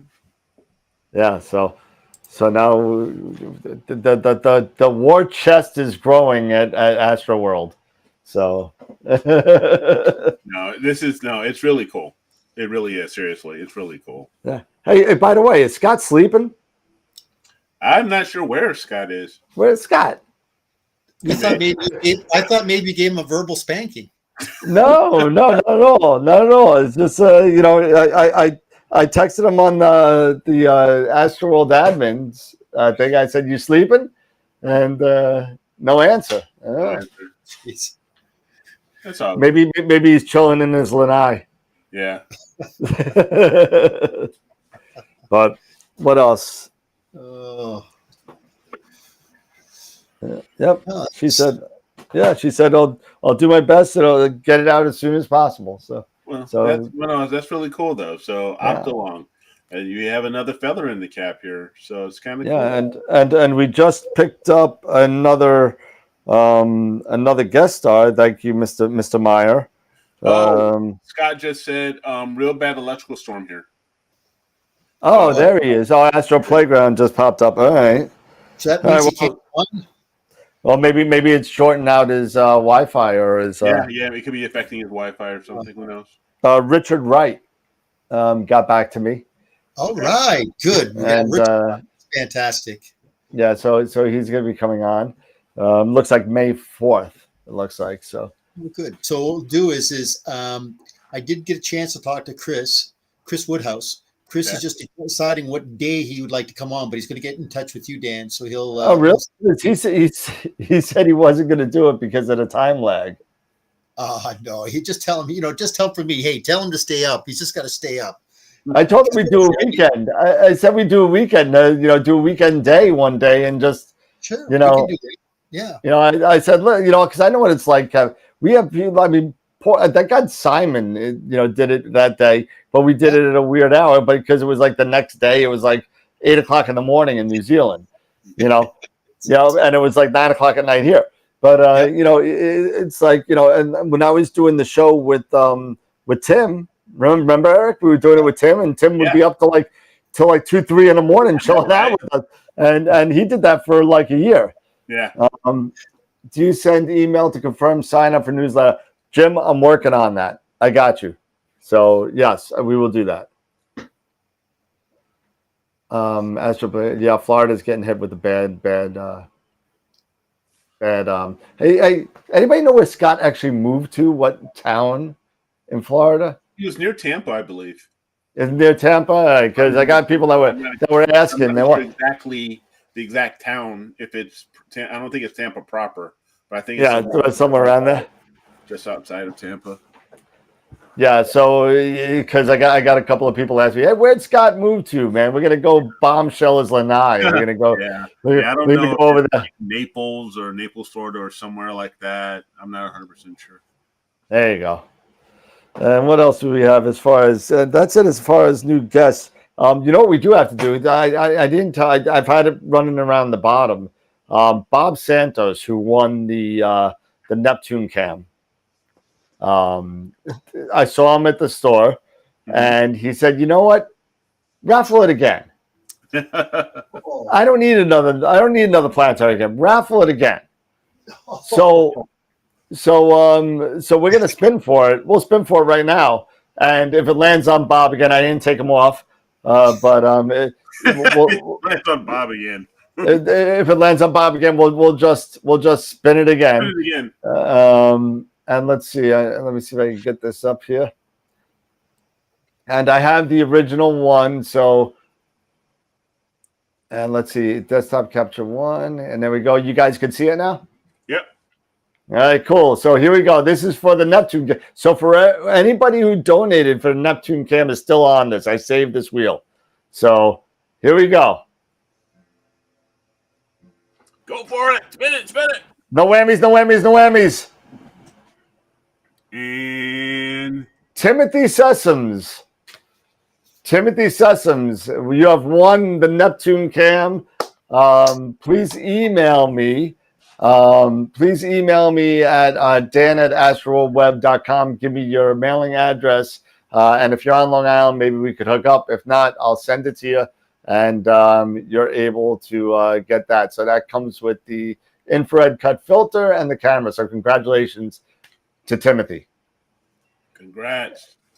Thank God it didn't land on Mark Ellis, because I got to say, now that that's over, Mark Ellis said the same thing. I don't need a cam. I just wanted to donate to the channel. God bless those guys. So thank you guys for the donations. And all these donations are going to all the perks that if you join the community on YouTube, it goes to all your perks. So shirts, hats, whatever. I'm taking all that money and buying stuff to give to the membership. So it's not about making money. It's about giving back. So that's what it's all about. So I just don't want to. The last thing I ever wanted in this is two things: not a one-trick pony, and not a money grab. And it's not what it is. This is all about the community, making people better, making us better, all of us learn, and building the community. And that's really what it's all about. Just all the knowledge. That's why I enjoy being part of this thing, man. It's so much fun, man. It's fun. I do it because it's fun. Fucking blast. You're the longest one that's hung out with me, so I guess you got some sort of experience for you. I don't know either. But I'm telling you, we got to start talking about. We got to seriously start talking about the AstroWorld, because come the middle of next month, the June Cherry Spring Star Party is going to be opening up for registration. Oh wow! I think it's June 2nd, 3rd, 4th, that weekend, that new moon weekend. Yeah. They're doing their own one. We were planning to go to one before that, and not dealing with all that. Right. But you're talking first week of May, which is 5 weeks away, 6 weeks away, which might be too soon. And then we got. I'll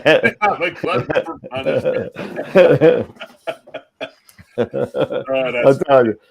But we might. If three kids, so yeah, I'm a glutton for punishment. I got 5 kids to feed. Oh, you got me. Oh, Benny's the name, Benny. but if you want to do it, if we want to set it up, we should set it up. We have to figure it out, because offline we got to think about it. Yeah, because this year I've got so many things happening. Because actually, like in June, I'm going out of town, so I'll have to figure something out. I still have this. And unfortunately, it's green here, so that's why it looks like it's going through. But this never happened because of COVID.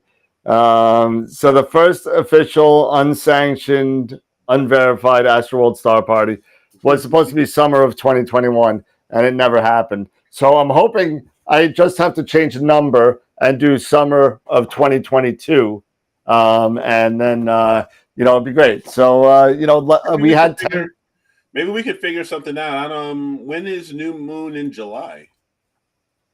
It's probably about the first week or last week in June again. I'd have to take a quick look. And might be 4th of July weekend. Oh wow! Ugh. No, I can't. It might be. I'm just going off the top of my head. Well, you could actually start the 20. No, well, you could actually do June 25th, but darn it, I'll be out of town. That stinks. The last weekend of July. That's actually the last week of July is New Moon Week. So if you take a look at, because the 28th of July is actually the actual day of New Moon. We're finally getting spammed again. Hold on a second. Oh boy. Finally getting spammed again. Report. Yep.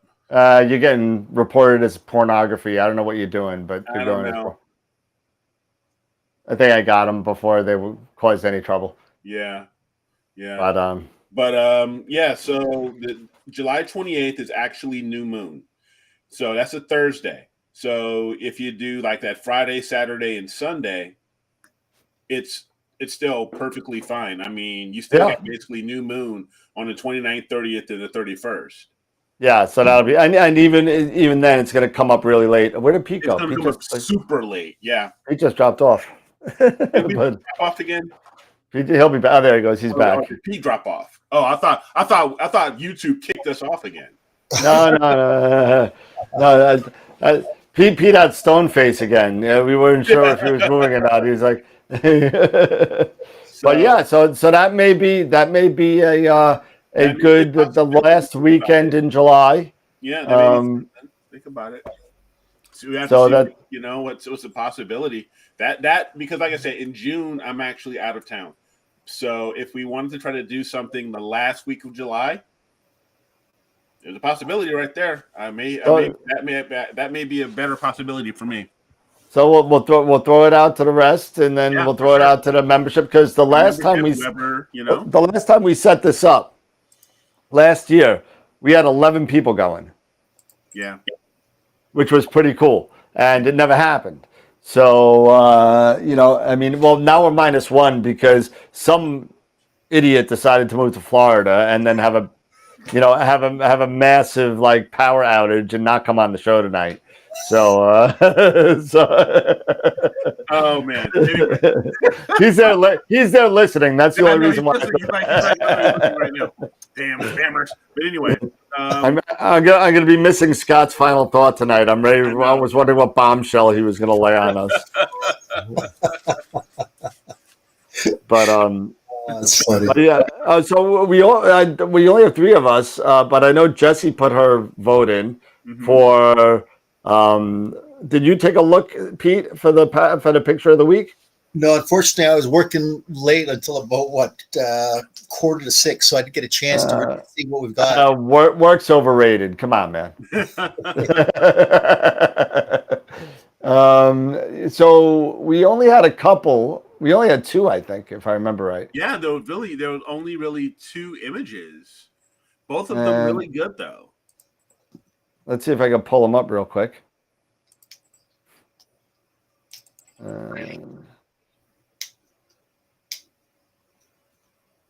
Photos. No, it's under. I keep on going under photos. They're under Drive. And Astrophoto, Astropod submissions. And here is the first one. There you go. Yep, the cigar. Sorry about how small it is. Yep. Let's see if I could. There you go. Yep. But no, I do think this was a nice photo. I think it was well done. Yep, definitely either made star spikes or a newt, one or the other. Mm-hmm. Is that M81? 82. 82. Okay. Yeah, close enough. Yeah, and then this was done with the 294 mono. Okay. On a Richie Creechin Ioptron R6, so a tube R6. RC6, yep. R6, RC8 rather, RC8. Okay. Richie Creechin. And that Unity gain, and in Bortle 7 Skies in Springfield, Virginia. Springfield, oh, okay. Springfield, Virginia, yeah. So the majority, like most of it, like he did HA, 3, so done a bunch of HA. So this is HAL RGB. Got it. So very interesting. Yeah. And then we got the last one. Here you go. That's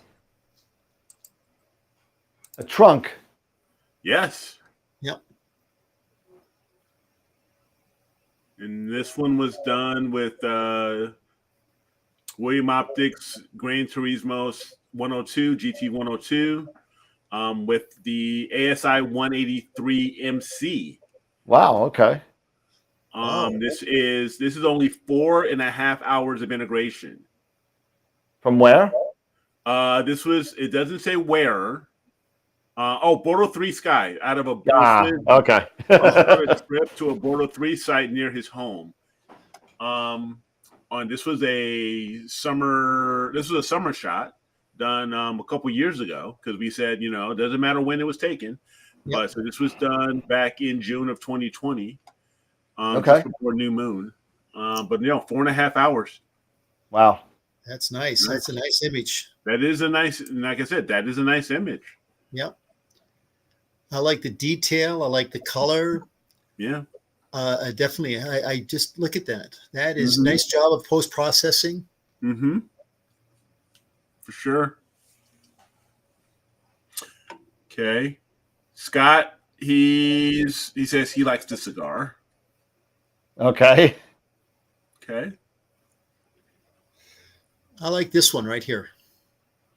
Okay, the elephant. Okay. Yep. Okay. So that makes it 4-3, I think, 4-3. right? So that was close. That makes it 4-3. That was that was close. That was a They're close both vote. great. Because they're both great. They're really They're really great. Both very well processed. So very, very tight one. Very tight voting amongst ourselves. But so who got it, Dan? So by a vote of 4-3, we have the cigar. M82. All right. The cigar number 4-3 was the cigar. So I came this close to changing my vote to the trunk. I came this close, but I was going to change it on the show until Pete said the trunk, and then we're 4-4. So I'm like, God, I'm not changing that. Yeah. No, congratulations there, Dave. Absolutely. Both great photos. Both great photos, though. Both of them. Yeah, awesome. So I just love this. Even though that that M82 was blanched out, like the main arms were blanched out, kind of. It was like very, very white. Mm-hmm. The detail in the HA area I thought was just awesome. Oh yeah. So that the little explosion coming out the top and the bottom. Oh yeah. I mean what makes M82 so great is that explosion of HA right there in the middle. But it's just something. It was just for me. I voted for the elephant. It was just something for me. It was just the processing. And if we take a quick look at the elephant again, that top crown. Yes. Yeah, with the red behind it. Yeah, with the hydrogen behind it, that almost like a hydrogen halo. Yeah. It almost looks like a halo, really. Exactly. Right Yeah. It's like a hydrogen, almost like a hydrogen shadow behind it. Almost almost makes it feel like 3-dimensional. Yep.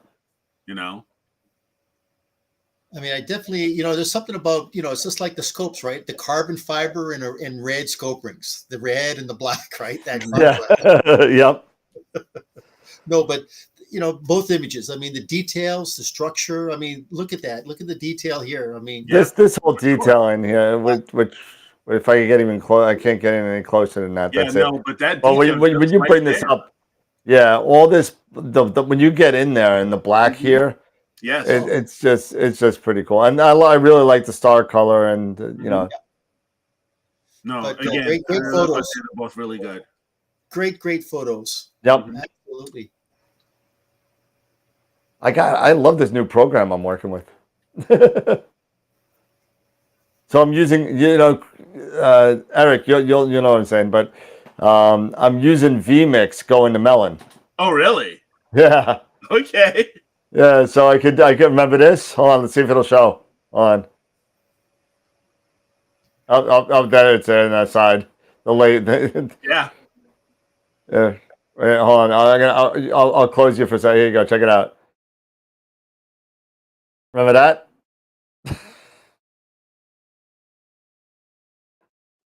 So you're using a mix of it. So you're using Yeah. vMix with Melon. Okay. Yeah, so I'm able to put like stuff on the bottom now and different titles and stuff like that through Okay. vMix into Melon.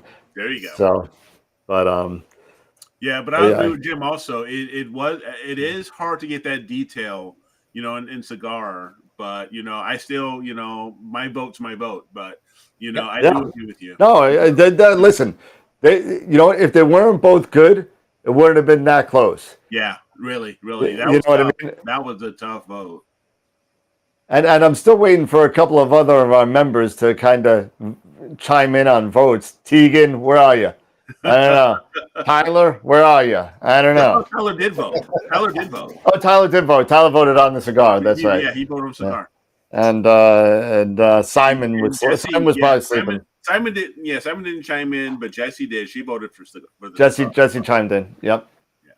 So yeah. So anyway, let's in closing up. What's that? We've hit the 2.5 hour mark. Yep. 229. Yeah. Well, 229 is also including 20 minutes of pre-music. So remember that. Okay. So just remember, we got the upcoming guest. Our next guest is going to be on 3/18. So that's 9 days from today. So that's a week from Wednesday. Mm-hmm. If I remember right.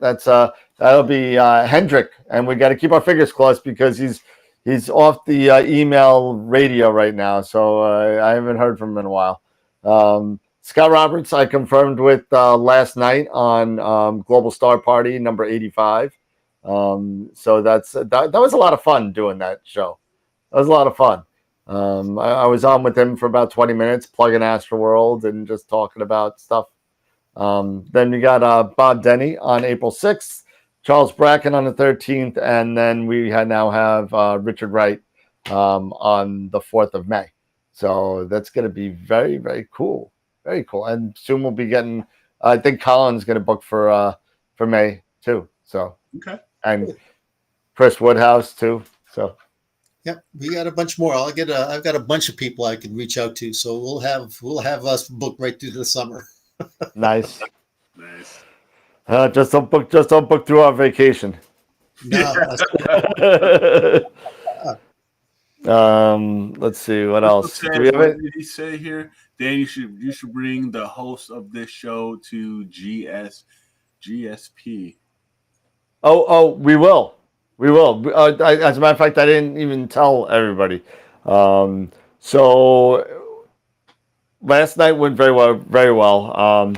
I spoke very, very fast as usual, and Scott pretty much said that anytime that we want to come back as a team to come on Global Star Party and tout whatever we want to tout, AstroWorld or whatever, and we can come on whenever we want. So all we got to do, and that's it. So so we're more than welcome to come on to any one of the global. He'll give us a slot. It's usually about a 15-minute segment, but it's really, really cool because before I was on, Dave Levy was on. I forgot her name. The president of the Astronomical League was on. There was so many people giving it like 15, 20-minute PowerPoint presentations, and there's a gentleman was on there talking about geology and minerals and stuff like that. It's really quite interesting. It's not only about astronomy. So he had about 9 or 10 guest stars, and it's like a 5-hour show. It's like long. Yeah, it's like a 5-hour show, but it doesn't. We don't have to stay on that long. We can kind of get on for our 20 minutes and then get off. Yeah, Who's texting me? Did I not get my cave? What cave? Oh, this is the Cave Nebula with Mark? Yes, that is Mark texting me. Yeah, so he's saying I think it's the Cave Nebula. Did we do that last week, the cave? I don't think so. Did I miss it? Uh-oh. You're on his list. Oh, dear. I got to look. Hold on. Here. Out. Mark's on the warpath. Previous weeks. I'm actually because I'm looking back at here's Oh, something. No, shoot. it was last week. It was last week. It was last week. It was last week. Okay, because it's in previous week, 3-1. Yep, I found it in previous week. Yep, it was in 3-1.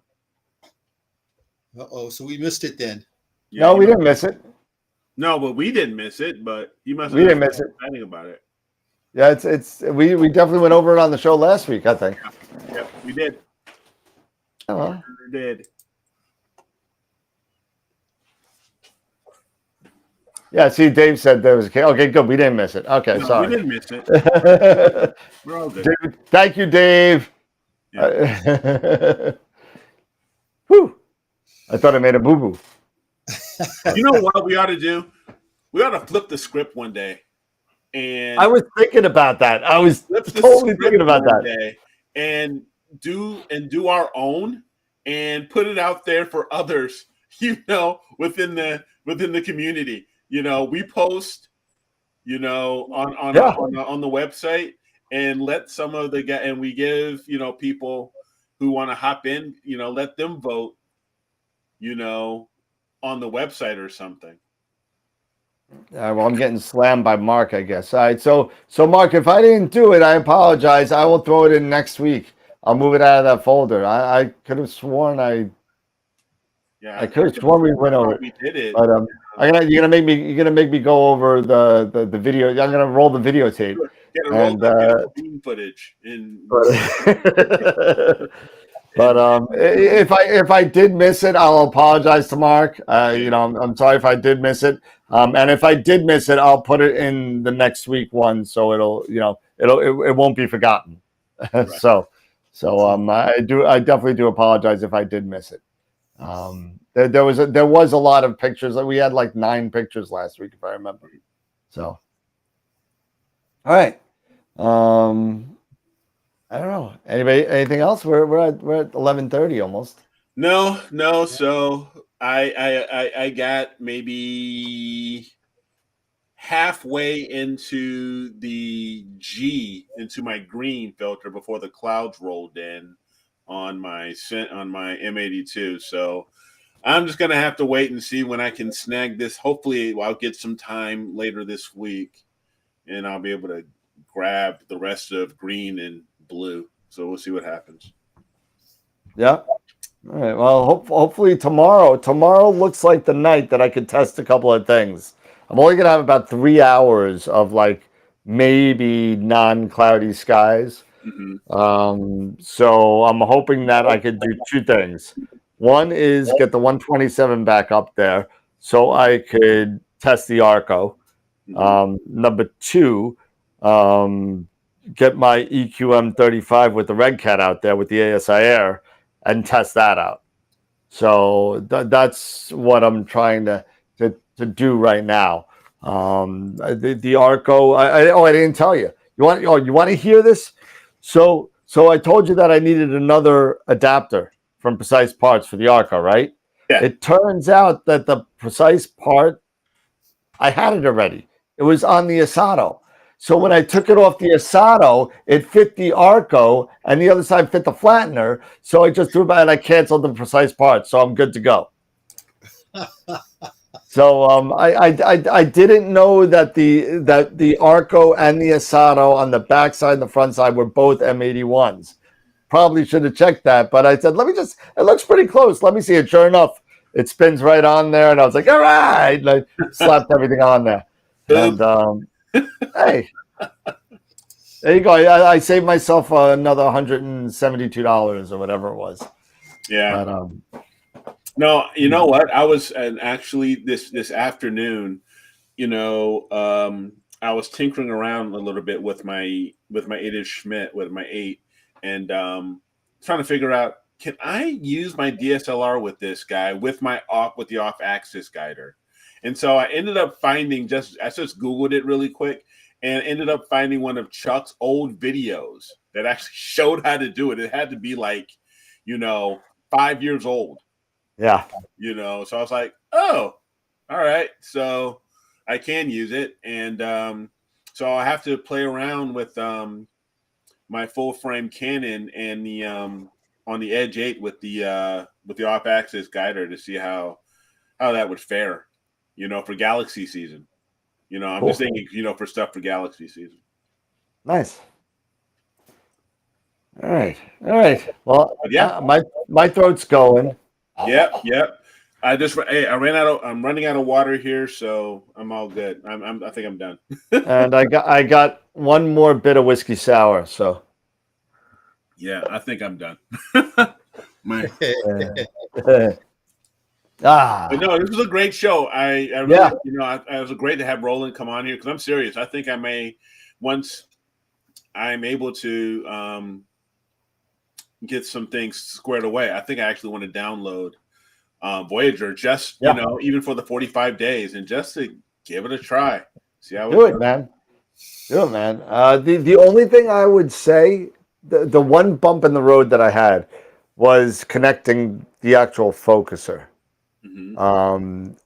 It was I got to look at it again, but in the focuser, there's nothing that says ASCOM focuser. It says something else that you could use with the ASCOM focuser, but it doesn't actually say ASCOM in the title. Gotcha. If I remember right. Is that right, Pete? Yeah. It says something like it says something. It doesn't say ASCOM focuser. Everything else says ASCOM mount, ASCOM this, ASCOM that. The focuser does not. Yeah. The one thing is like as he was saying, the RoboFire. I mean, that is a pretty nice. That looks great. In there, and it's a great little algorithm. It's good. Once you get it set up in first light, it just you're set. Yeah. I got to for everybody here. This afternoon, I got a client of mine that called. He's got an FSQ 130. He's got a TOA 150. And what he wants is he wants to get an Optech Gemini. So I got to remove the stock focuser. Okay.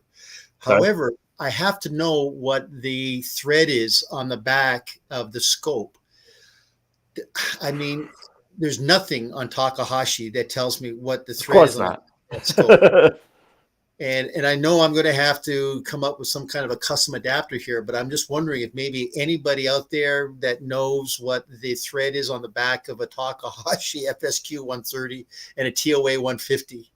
Let me know. Well, I think I could be wrong. He may have the 130, but I think that Eddie Z, who's in the chat, has a TOA 150. I think. I could be wrong. He either has a 130 or a 150, but if he's still on, I don't know if you could grab that for him, Eddie. But if not, I have his phone number.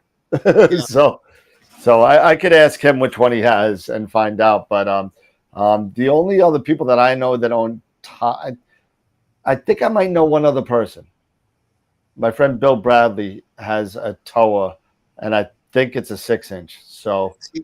I'm thinking that even though the FSQ 130 is discontinued, I'm sure that they got to be the same thread size with the TOA 150. So the key is this guy wants to put a QHY monochrome camera with the filter wheel with the Gemini. So I'm coming up with everything that has to be done on it. So I got to find out. We're going to take how to get the focuser on. Yeah. So I'm sitting here racking my brains. I was spending like an hour and a half trying to see where I could find out what the thread size is on the back of that scope tube, but there's just nothing. I can't believe there's nobody you could contact over even at Land, Sea, and Sky, or. Well, yeah, I reached out to Darren Lauer, but he hasn't called. He hasn't replied to my emails. And that was back on Monday, so I got to send him another email tomorrow morning. But Darren's pretty good, but for something he hasn't responded. So anyway, just food for thought if anybody knows. Yeah, I got a couple of people I could reach out to. No promises. I don't know if they have the exact scope, but we could see. Yep. Yeah. Good guys. Well, listen, guys, great show. Yeah, great show. Absolutely. As always, great photos, and I just enjoy coming on Wednesdays and Fridays. It's just well, everybody, get your photos in for next picture of the week. Get your photo in because we only had 2 entries in this week.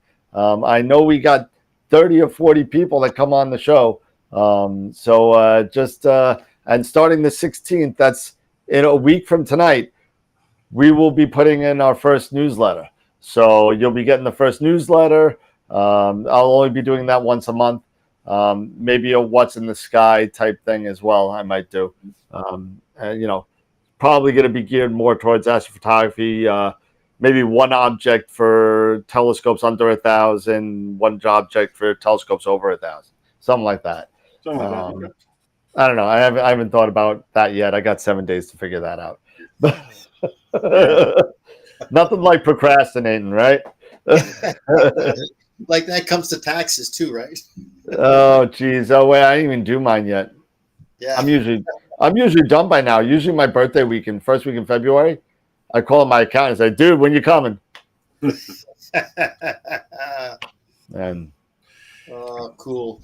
all right, fellas. All right, guys. Well, hey, again, thank you everybody for coming on. Really appreciate it. Thank you, Roland, for for joining us. Thank you, everybody. Yeah, Roland, thanks so much. Always, so appreciate it. All right. Let's see if I can get this rolling here, get the outro going and set and ready to go. And let's see, why does this do this to me here? There we go. All right, cool. All right. So everybody have a good night. Be safe, be happy. Hopefully everybody got, some clear skies eventually. All right. All right, everybody have a good night. And as always, remember, keep imaging, keep educating, and clear skies. And we'll see you in 2 days. Good night, everybody. Good night. Bye-bye.